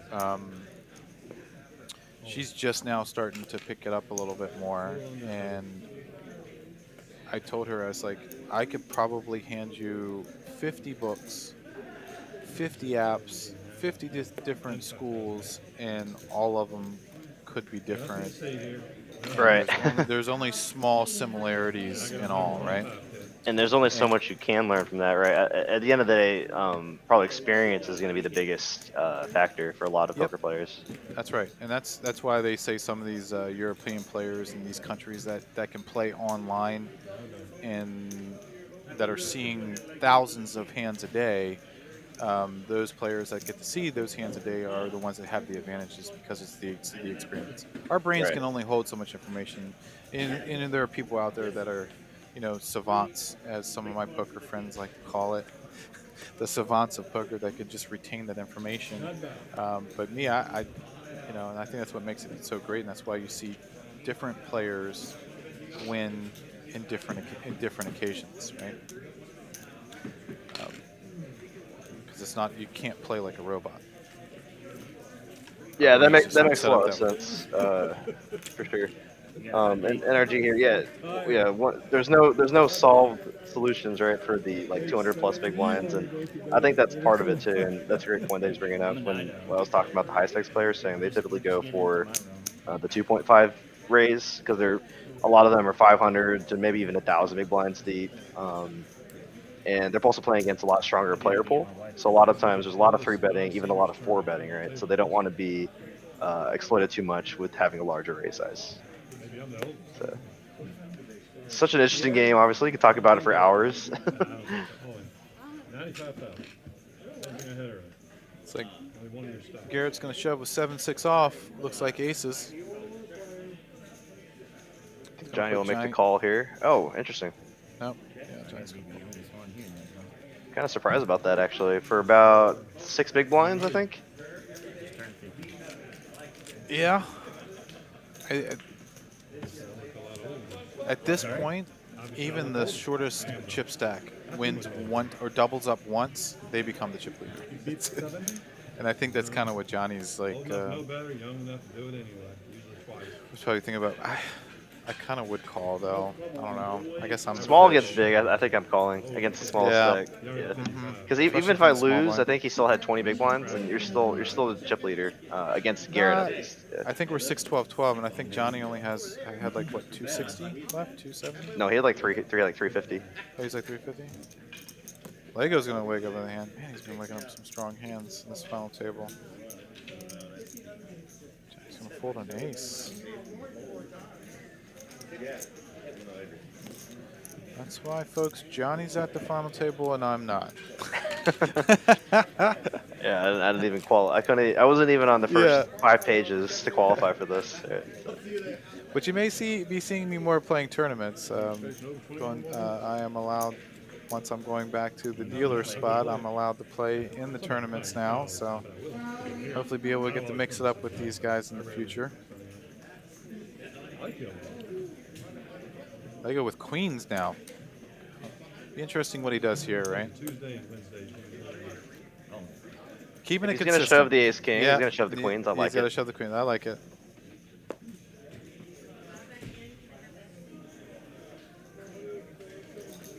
Not doing any more favors in this table. You already blew it.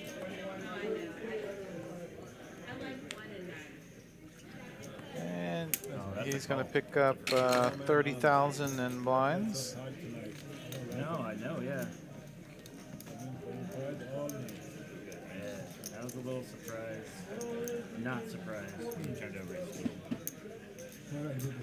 When you turned over ace king. It's a great point here from NRG. As the chip leader, if you're considering ICM, you want to keep the smaller stack in to lean on the middling stack. So that makes a lot of sense.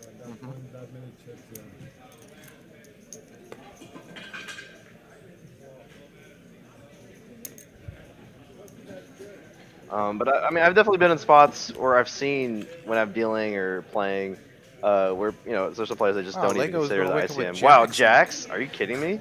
Ace, king, queens, jacks. Wow. Andy here needs to find trip sixes or an ace. An ace, yeah.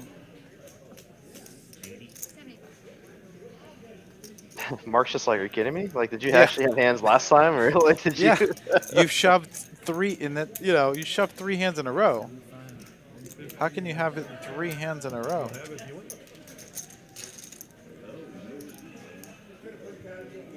The ace is a strong card, though. Yeah, I call these like no-brain poker, right? When you get, oh, he hits the ace. There we go. Now we just have to fade a jack, and he does. Man, I never hit an ace when I shove it in with the ace six off. Eugene, I don't understand. It is fun commentating and seeing, especially going through periods of, and most people that play poker know that there are some down times, and when you are in these downs and these dips, that it seems like you're there forever, right? And you see some of these people get some of these strong hands all the time, and you're like, man, how does that happen? It never happens to me. But yeah, you're right. It just seems like I shove with like ace king and someone has aces, or I shove with queens and they have kings. I feel you, Derek. I feel you. So now Lego is going to be the short stack down to the final 5 players here. See if he can run it back up. 3 strong hands in a row, and now he's a short stack. Man, That's how poker goes sometimes. yeah, in it's a brutal tournaments. game sometimes. It really is. And Bajan, who has been like under 12 bigs the whole time, is now got to be feeling pretty good. Potentially be laddering up again. See how it goes. About the first one I've gotten, I think. Yeah. Oh, when the guy was here, I think, maybe.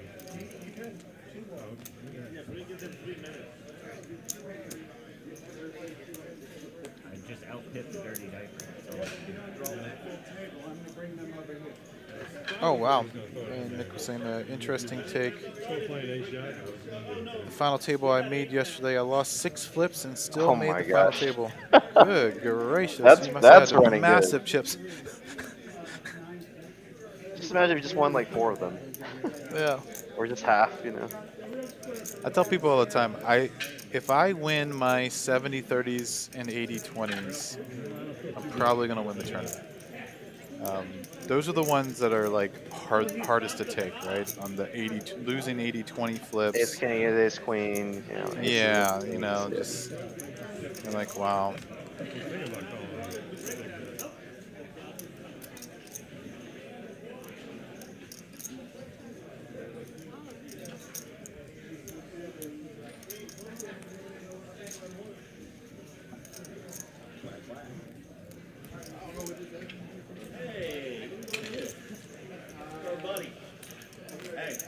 Got 2 of them this time.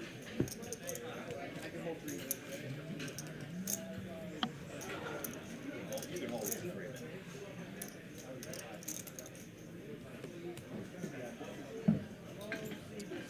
Oh, you won all your 70-30s when he was behind Nick. So you were the 30 and won all your. Well, that meant you left that part out. I mean, Yeah. you know, losing flips is standard. You know, you're gonna lose 100% of the 50-50s. But yeah, winning the 20-80s, the 30-70s.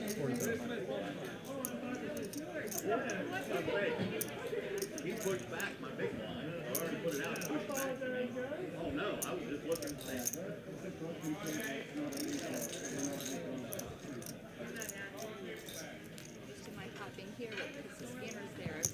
No, I get it. I was reacting to my song chips.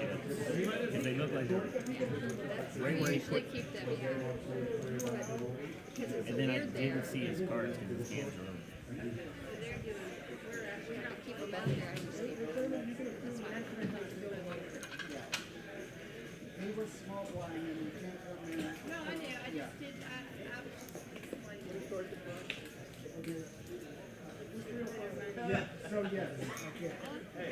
Got an all-in from Vandy with the king queen.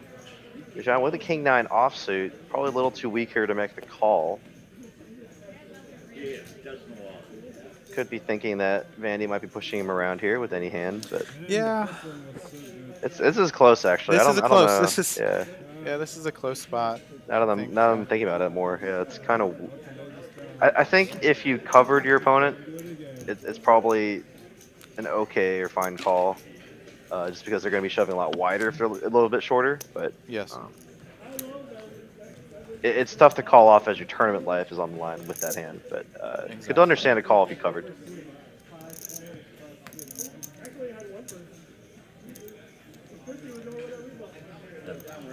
Especially 5-handed, you know,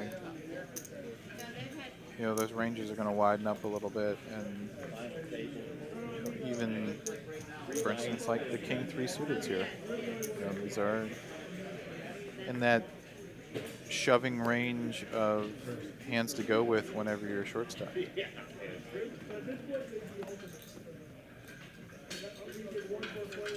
So Garrett's going to open up and take it down with the king 3 suited. I like to play. I think some of the things I think about too is like, because there's just under 5 minutes left in this level, right? And I believe the next blinds are 8, 16, 16. So I go from having 15 bigs down to like 12 or 11. And so sometimes you're just going to have to pick a spot, right? And hopefully it's at the right time and someone doesn't wake up with a big hand after, because accumulating chips per orbit becomes harder and harder. And especially with 5 players, those orbits kind of go around pretty quick. So like Bajan shoving with the queen 6 suited on the button, I love it, right? He just spent 30,000 in chips whenever he only has, 100K, so now he's right back to where he was. He's now back to 9 big blinds. So there are times there you just have to be aggressive, and preferably doing it in either, the button, but face cards become premiums the least amount of players that you have, so. Oh, no, I'm not. I did a long time ago. I'm just going to put a king out there. Oh, Bajan waking up with pocket 10s. He's got less than, he's got like 9 bigs. Just put an 8. Just put an 8. See if anybody's going to wake up with anything. It looks like he's probably going to get around. Yep. Yeah, 3, but. Nice hand there from John. And kind of caught a lull in the action here, the 5-handed. Haven't seen a flop in a while, and I imagine it's going to be like that for a while before, or as the shorter stacks start to bust. Correct. It keeps going like this, though. It's probably just going to be all shoves, just because,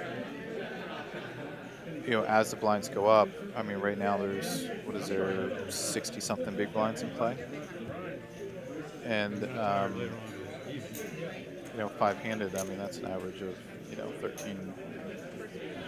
14 big blinds a person. So if we don't see somebody kind of, lose anybody, that amount of big blinds is going to go down. The average big blinds going to go down. It's just going to be shoving, folding, shoving, folding.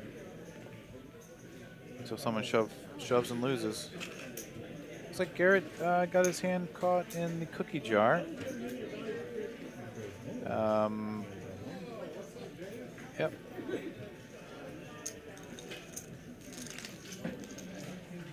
Mark with the pocket 8s.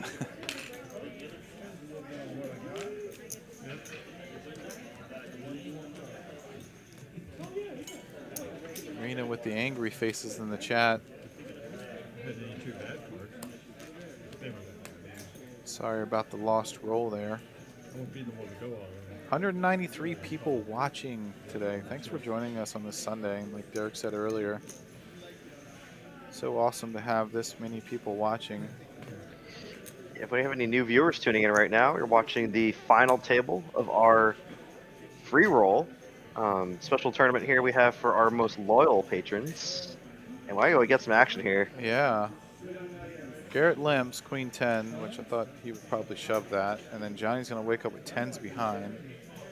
And then knowing the type of play, because these guys play a lot, knowing that type of player Johnny is, yeah, Mark's a smart guy. Johnny's not going to shove light. Johnny's not going to shove light.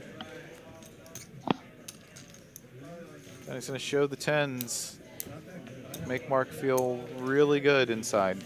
For folding his 8s. That's incredible that he folded the 8s there. I don't know if he took the read on Johnny there, but yeah, I'm imagining he did, because I don't think he typically would fold 8s there in that spot. Johnny doesn't get out of line very often, so I think Mark recognizes that, and and I think right there, that's exactly what Energy was talking about, right? You kind of put the middling stacks in a weird position, where they have to commit their whole stack against the chip leader, but they have 3 other stacks lower than them, and that's what we call ICM suicide, right? Yes. I know that all too well. I've done that a few times. No, you can justify it by saying you're just going for the win, Eugene. Yeah, that's what I say every time, too, when I don't win. Yeah, you're like, I mean, I know it probably wasn't the ICM or correct play, but I was going for the win. Right? John shoving with the ace. Just going to show it to everybody to be like, look, I'm not shoving light. So the next time he shoves with 7-8 or something like that, we might be able to get folds out of him. Lego down to 2 big blinds. Unfortunately, probably the next person to get eliminated, unless a miracle happens here. But don't count him out just yet. We've seen people come back from, an Annie or just a big blind, one big blind. Didn't Bart do that possible. on stream? One final He table? did it on a Saturday final table as well. On a Saturday final table, right? Like, Yeah, I think he was like, he went down to like a one chip, I think. one chip, and then I think And he then came finished back like for fourth, the third or fourth. yeah, something like that, right? Lego's gonna get it all in. He's got to do it. Oh wow! Garrett wakes up with an ace in his hand. An ace in his hand, not aces. For that stack size, it might as well be aces. Yeah, might as well. Oh, Lego gonna do the stand up. Gonna yeah, fully got commit to it. I like stand it. up equity. He's gonna get the stand up equity going. That's additional 1% for every time you stand up. Oh. And no, he's gonna flop 2 pair, looking for a 5 and a 5 only to stay in this tournament.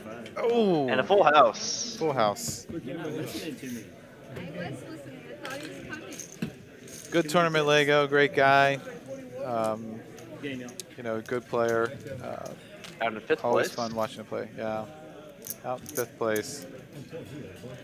GG's to Lego, taking him 1,215 for his free roll Efforts tournament. today. Yeah. Yeah, not bad. Each player now guaranteed 1,530. Next person guaranteed 1,830, then 2,625, and then that top prize of $4,500 for our free roll. It's about $200 an hour for him today. That's pretty good. That's a pretty good hourly rate.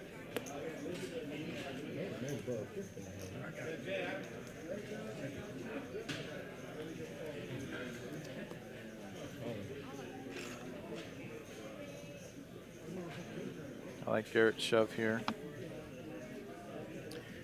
Any ace at this point. So we're at 8-16-16 now. Let's see some of these. Yeah, everyone's under 20 bigs. And each orbit now is going to cost 40,000 in chips. Got a question here in the chat asking, has the bad beat been hit? No, actually. That's a great point. It's a great segue into my next portion here. Currently, I think it's actually aces full of 9s right now. This hasn't been updated, but it's currently standing at $45,000 for our bad beat, with a minimum qualifier at aces full of 9s to lose to quads or better. So if you have to come into any of our Texas Card House locations, as you can see at the top of the screen, we have locations in Austin, Dallas, Edinburgh, Texas, in the RGV area, and Houston and Spring, Texas. You should come check it out and play here and try to get your share of the bad beat. 50% to the losing hand, 30% to the winning hand, and 20% to the table share. And if you're locked in at any of our TCH locations while the bad beat gets hit, you get $300. Everyone loves free money, I think. I do. I'll raise my hand. Yeah, I think actually I remember. I think the last time it got hit, I think our staff was pretty accommodating for the people that were on the wait list because there's such a long wait list. So I think if you were currently on the wait list and checked in, you were in the $100 payout as well, which seems fair. I don't know. I can't remember that. Because I think the last time it was hit is at RGV, but we got 2 big hands here. Looks like Garrett's going to open with King Jack. 4-handed is a very strong hand, and then Mark's going to wake up with a monster Ace Queen. Garrett's just going to call. See if he can navigate a flop.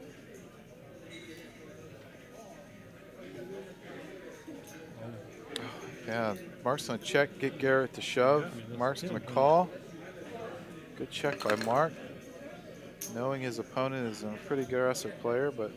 Still 30% equity here. Any Yeah. king, any 10. Here's those 70-30s that you got to hold, right? And it holds. And Garrett down to crumbs. Vandy now, I think our chip leader with 335K now. One hand. That's all it takes is one hand. And what a check there from Vandy, and that's just to show his skill level there. Able to check down strong hands and weak hands on flops. Understanding his opponents, right? Yeah. Understanding who he's playing against.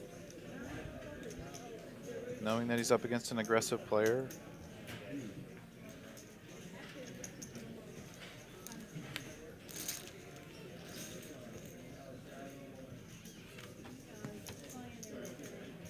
And I again don't mind Mark's play either. Like, there's so many chips out there in the middle because with raising a call,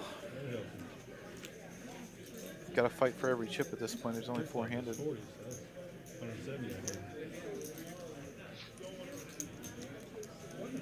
He said yes. Nick goes, yesterday I would have got there. Nick and I talked like, another great that we talked about this game, of poker, and I call it a. For me, I'm not smart enough to play chess. This is as close as I can play chess, right? And in chess, you have to understand your opponent and understand strategies and be forward thinking. And a lot of times when you're playing, it's knowing your opponent and having a strategy and for each opponent that you're playing against.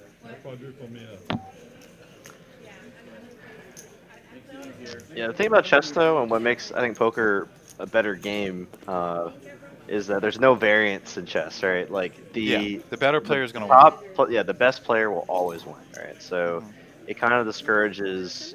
It kind of makes the level or the learning curve or the barrier of entry a lot higher, and it kind of discourages rec players from wanting to play that game. Like, I mean, you don't really hear of any rec chess players. Like, people are either in the chess or they aren't, right? And the thing about poker is because there is some variance involved, that you can have a lot more people that come and play for fun, once a month or even a few times a year, and and there's a chance they can win.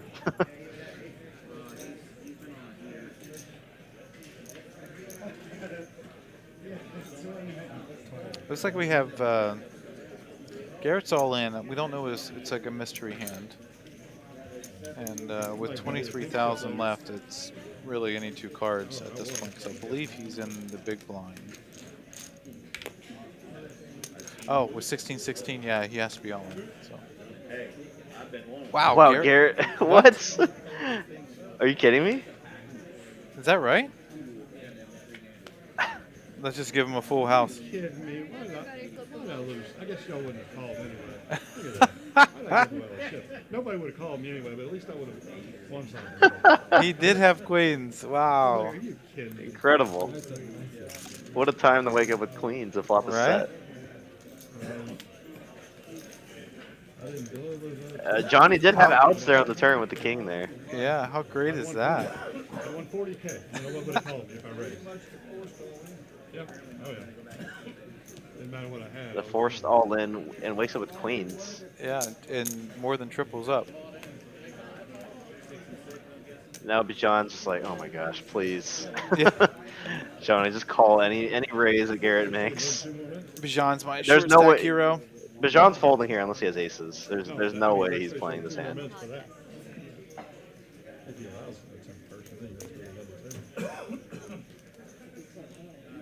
Bijan's waking up with an ace. Oh wow, no way, really? Shove. Oh no. And Garrett's got sixes.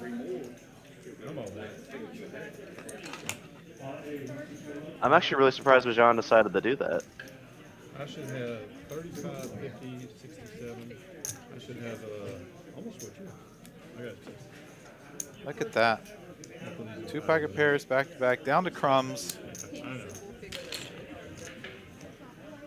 Could be down to our final three here if an ace comes. Oh, wow. Wow, just flops middle set. Another set. Yeah, top set last time, middle set this time. Got to dodge a 4, though. Oh, another boat. Just a boat.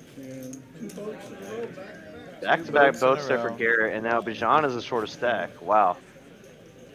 You know, I mean, I was mentioning that before he shoved. I was actually really surprised that John decided to shove there, considering how short Garrett was. Shit. I'm still third place. Definitely a spot there where I think he could have found a fold.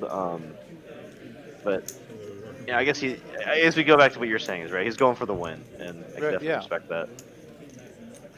You know, the blinds are so high right now, and every order of it's going to cost them so much. So sometimes you just kind of have to.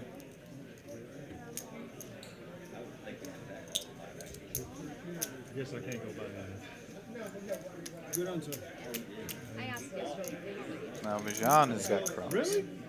Let's see if Bajan can channel that. He did tell me I could play in the cards that Garrett's getting right now. It's first. Yeah, you can. I asked yesterday. He said no, but I'm sure they changed that. He said no yesterday? Really? The only reason you might not is because your system may not allow me to do it. Most places allow you to do it, like chalked out, and the system may not allow you to be more than one table. Yeah. That's the So only Garrett's he likes playing the PLO tournament on Sundays too, and that's what he's talking about.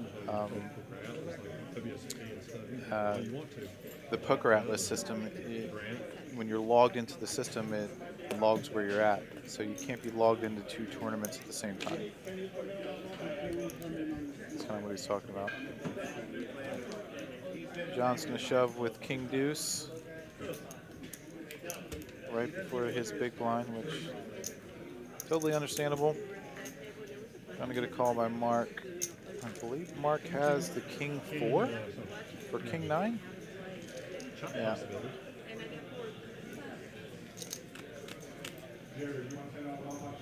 Needs a deuce. Oh, or a queen. Oh. And that's going to be it for Bajan. 9th place. Good luck, guys. Good playing, Bajan. Good game, everybody. 10 Jack on the river, right? And we're down to 3.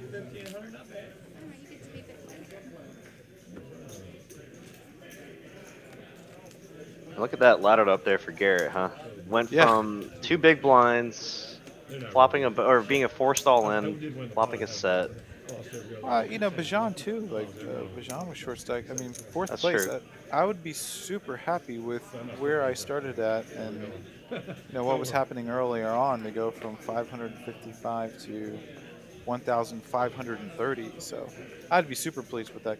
You know, considering my chip stack that I had that whole time. So hats off to Bajan. Hats off to these 3 guys. GG's to them. Down to our final 3 players now. Let's see in the chat who y'all are rooting for. We got chock full of regulars remaining. Got Garrett there in the 5 seat, Johnny, Marlo in the 7 seat, and Mark in the 8 seat. Who y'all think's gonna win, or who do y'all want to win this free roll tournament? I'm trying to remember. Let me pull up the report if I can, because I want to say that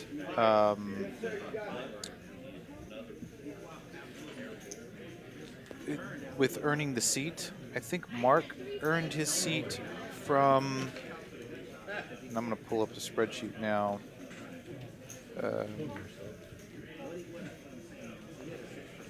Man, it's tough getting all. Now I need reading glasses. Jeez, I only got an all-in and a call.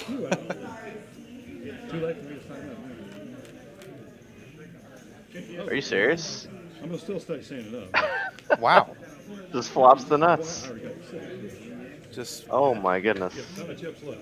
And look at this, Garrett here, from being a forced all-in, now has a larger chip stack than Johnny. And, you know, really going with that saying, chip in a chair. Coming back from a short stack and now has a second in chips. 23K to 200, over 200,000. Yeah, so Mark earned his seat from the loyalty side, from the entry side. And so did Johnny, Marlowe, and Garrett. all three of these guys earn their seats from the loyalty sides and not from the moneyless side. I bring that up because someone was like, well, did you do that because the guys that earned it on the moneyless side need easier opponents? And I said, listen, man, These are some the of the guys that are toughest players. yeah, these guys are playing a lot of poker. They are no slouches, and just because they earned it on the loyalty side doesn't make them a really good or a strong player. And as we're seeing today, all three of these guys are earn their way on the loyalty side, but are the final three. Yeah, and tournaments inherently have a higher variance too, right? So just because you're not making the biggest cashes or not having a good year doesn't mean you're a bad player or can't play tournaments well. There's inherently a lot of variance, right? And I mean, there's also some argument, right? The players that entered on the lowest side typically have the most experience, so they're gonna be some of the tougher opponents since they're here playing, every day or every week. Yeah, Moa your lawn. I love your name, by the way. That's a great name. Moa your lawn. Yeah, he is flopping everything. Richard goes, Vegas has it as a pick'em between Johnny and Vandy.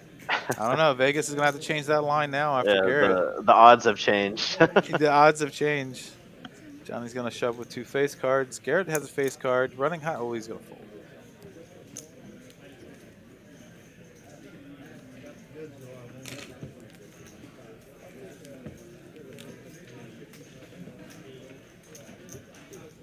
Garrett's the most active.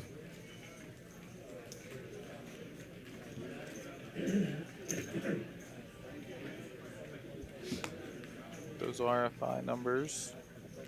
81 hands played. We're down to 3. This tournament started today at 2 p.m. We're now just over 6.5 hours in. Mark's going to wake up with queens. Garrett might defend here for another 8K. He does.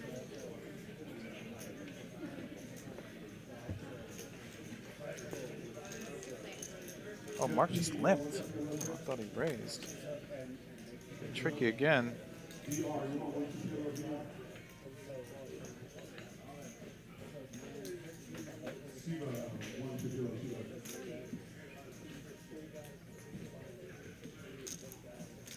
Gets lucky with the queens that no one had anything.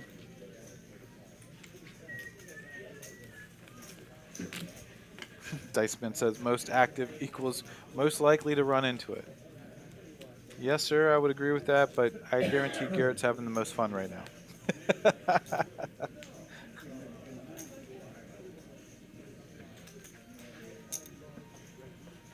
Garrett's got a pretty hand on the button. 3-handed. Definitely a hand that you can open with.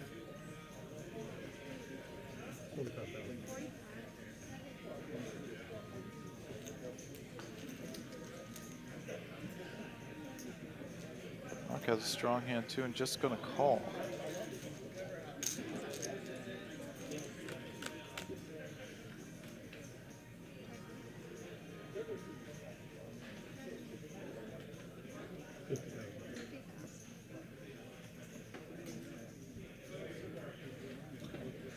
Yep. Going to be aggressive with it. Good job by Garrett being aggressive.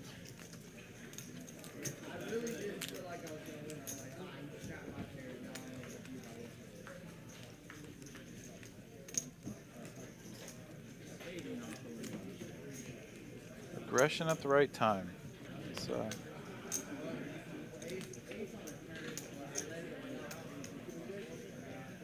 very big key in tournament poker for sure.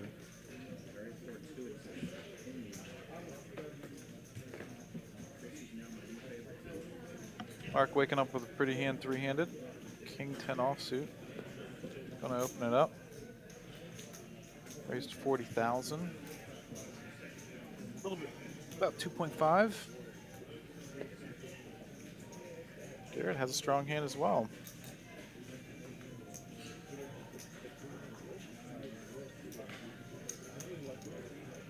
Two of the big stacks going at it. It's always a tough spot, right? Two big stacks. Got a guy with less than 7 big blinds, and Garrett's going to flop 2 pair, a monster.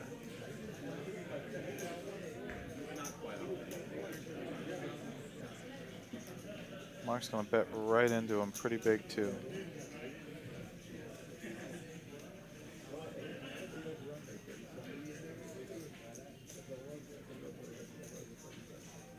If you're in Mark's shoes, you got to think that you're pretty good, right? Now you're not feeling so good about your middle pair. Is Mark going to continue, or is Mark going to slow down with the check? He's going to keep firing. I feel like you can go both ways. Against a player like Garrett, he could definitely have hands like 10 Jack, 9 Jack. Hands where they have equity and a pair that you're still ahead of. At this point, though, once Garrett shoves, you'd expect all the just Jack holdings to just make the call, I think, for that price.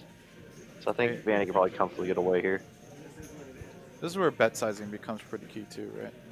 Like, knowing that Johnny is about to be the big blind next hand, and Johnny has less than 100,000 in chips. He's about to commit almost half of his chips, right? And having a hand that's strong, but it's not the best hand right now, and you're up against an aggressive opponent, this is where I think ICM kind of comes into play a little bit more, right? Especially against the 2 bigger stacks at this point. Now, if he were to turn a Jack here, then yeah, I think this is completely viable. I think it's tough because he's committed a lot of chips at this point. Pretty good hand there. Blinds are up 10, Y'all 20, don't call, I 40. can't lose. Know that much. And the blinds are now up 10, 20, 20. So No, I said, y'all don't call, I can't that's a lose. tough spot for I Mark. can't lose if you call. I can't lose if you call.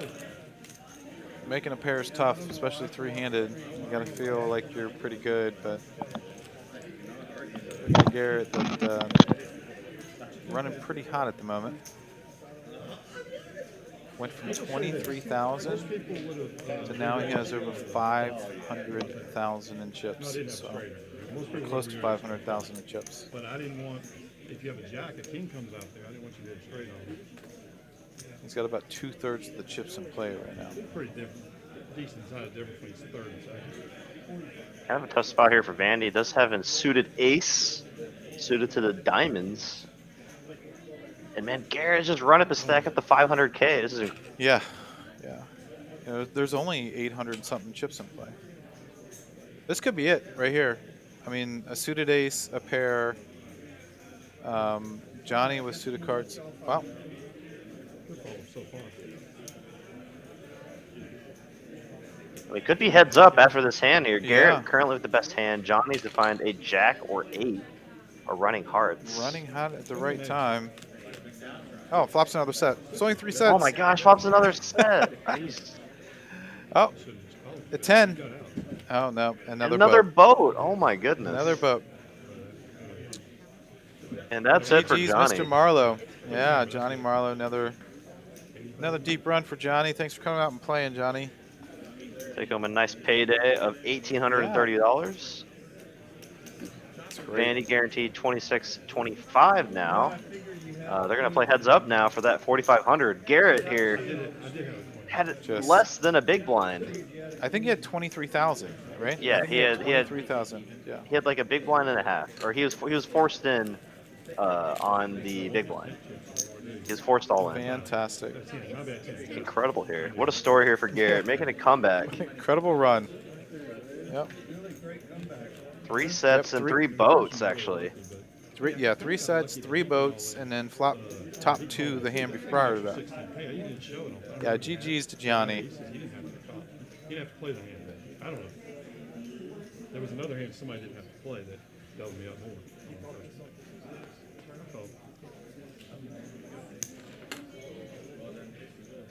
I mean, Yeah, I might nice. just flick it in here, right? Try to end the I tournament. would. I mean, yeah, I would try to end it. I mean, Well, But we're yeah. not wanting to double up Vandy. Such a strong player.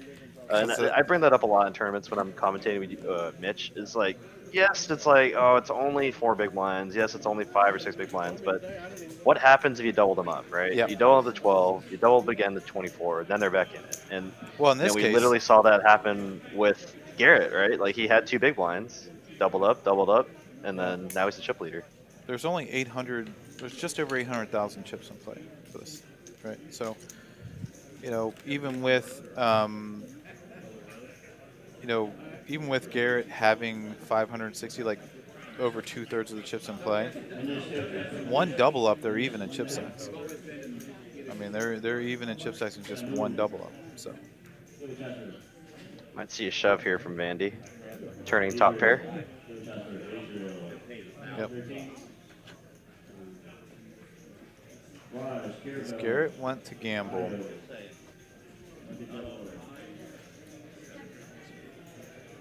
Could take it down with the old Doyle Brunson.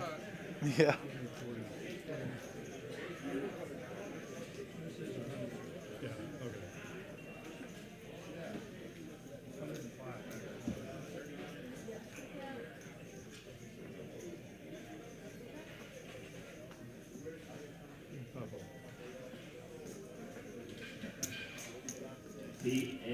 Cameron wants to see a rabbit, put a rabbit over the camera. I think they do want to see it. Or maybe they already know, I guess. I kind of want to see a rabbit. Garrett's saying he wants to hear the rabbit card. He would love to see what the river was going to be. We don't do that in tournaments there, Mr. Garrett.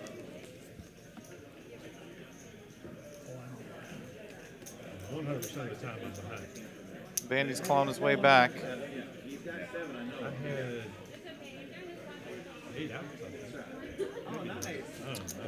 Monster here for Garrett. Yeah, Heads up. Heads up.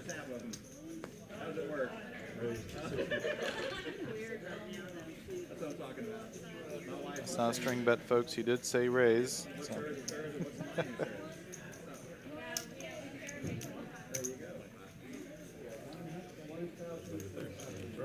2-1 chip lead for Garrett. Just one double up for Vandy, and it's just a flip-flop in chips. So let's see how these players navigate heads-up action here. And heads-up play is so different from normal tournament play. Yes.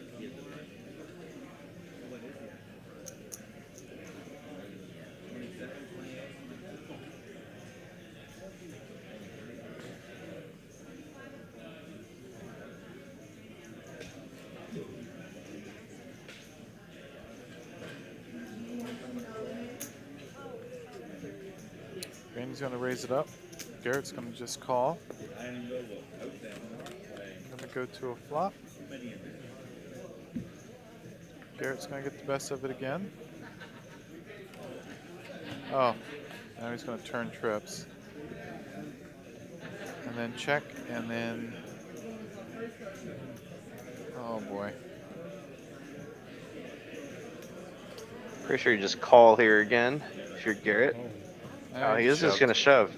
Just going to shove. Hoping that he had a king, I guess.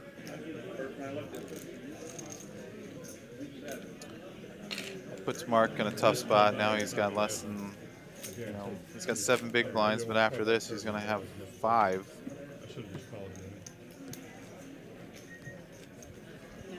Yeah, 5 in his effective stack, so it's a pretty rough spot here for Vandy. Yeah. We've seen Garrett come back from less, so don't count out just yet.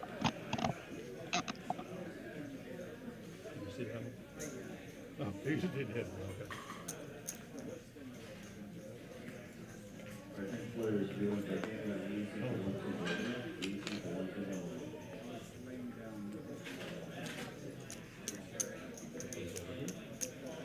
Garrett's going to use some of that muscle called leading chip stack right now. I'm trying to push Mark around. At this point, Garrett can almost play the rest of this heads-up blind, right? Yeah. Like, for the 5 big blinds, I don't think he's folding anything. Like, yeah. And he can do that 3 times, 2 times, right? Just pretty much shove and call. Oh, look at this. 7-6 and 5-4. Whoa, why falls the I think he's 5-4 gonna suited? fold.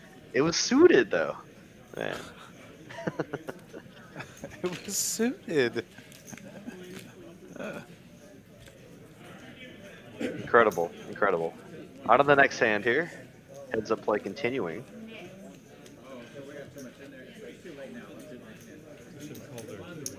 I think Garen is Garrett. He just said I should have called there.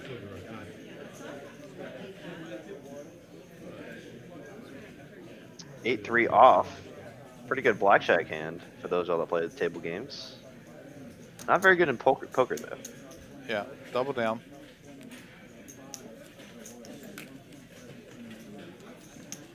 Looks like we had a little surge in viewership. About 230 of y'all joining us here tonight. You're watching the final 2 players in our 15K guaranteed free roll for our 45 most loyal players. These players accumulated points over the past 3 months, and we're able to qualify for this tournament through playing tournaments, cashing well in them. So maybe we'll go all in with a 10-7. Wow, and Garrett's look at gonna that. wake up with 10s. This might be it. Oh my goodness. This is probably going to be it, unless a miracle happens here for Vandy. Well, Okay, there's has a running 9. straight possibility. Needs an 8 or Needs a an 8. 6 here. Oh, Jack. And that's it. that's it. Yeah, that's the end. Only thing that would have saved Vandy there was a foul deck, but Well, what a great first free roll loyalty rewards tournament that we had today. Congratulations to all the Mark. players. Yeah. Yeah, all our players and Vandy, and congratulations to Garrett for taking down our very first one of the year and very first one of our loyalty rewards free roll tournament series that we got going. I'm going to have 3 more of these over the course of the year. Every 3 months, you're going to be able to accumulate points. At the end of that 3-month period, we will be putting out a list for those players that qualified and the tournament date of which that will be for you to earn yourself a seat in our next 15K guaranteed tournament. Thanks for all 227 people for watching. Derek, thanks for having me, and this has been a lot of fun for me. I love getting back here and listening to you commentate. Got Mitch in here. Mitch is going to commentate the next live stream. You know, I love hearing some of your talk about the poker and talk about the hands. I feel like I'm learning every time that I'm in here. And it makes me not want to play against some of you guys, hearing how smart you all are playing poker. So, No, it makes the win that much better, right? right? So, but everyone in the chat, don't go anywhere. We're going to be back very shortly for the, I guess, rerun of our final table from last Saturday that got interrupted by some internet problems. I know a lot of our players and viewers are really looking forward to watching that. So don't go anywhere. We'll be back momentarily.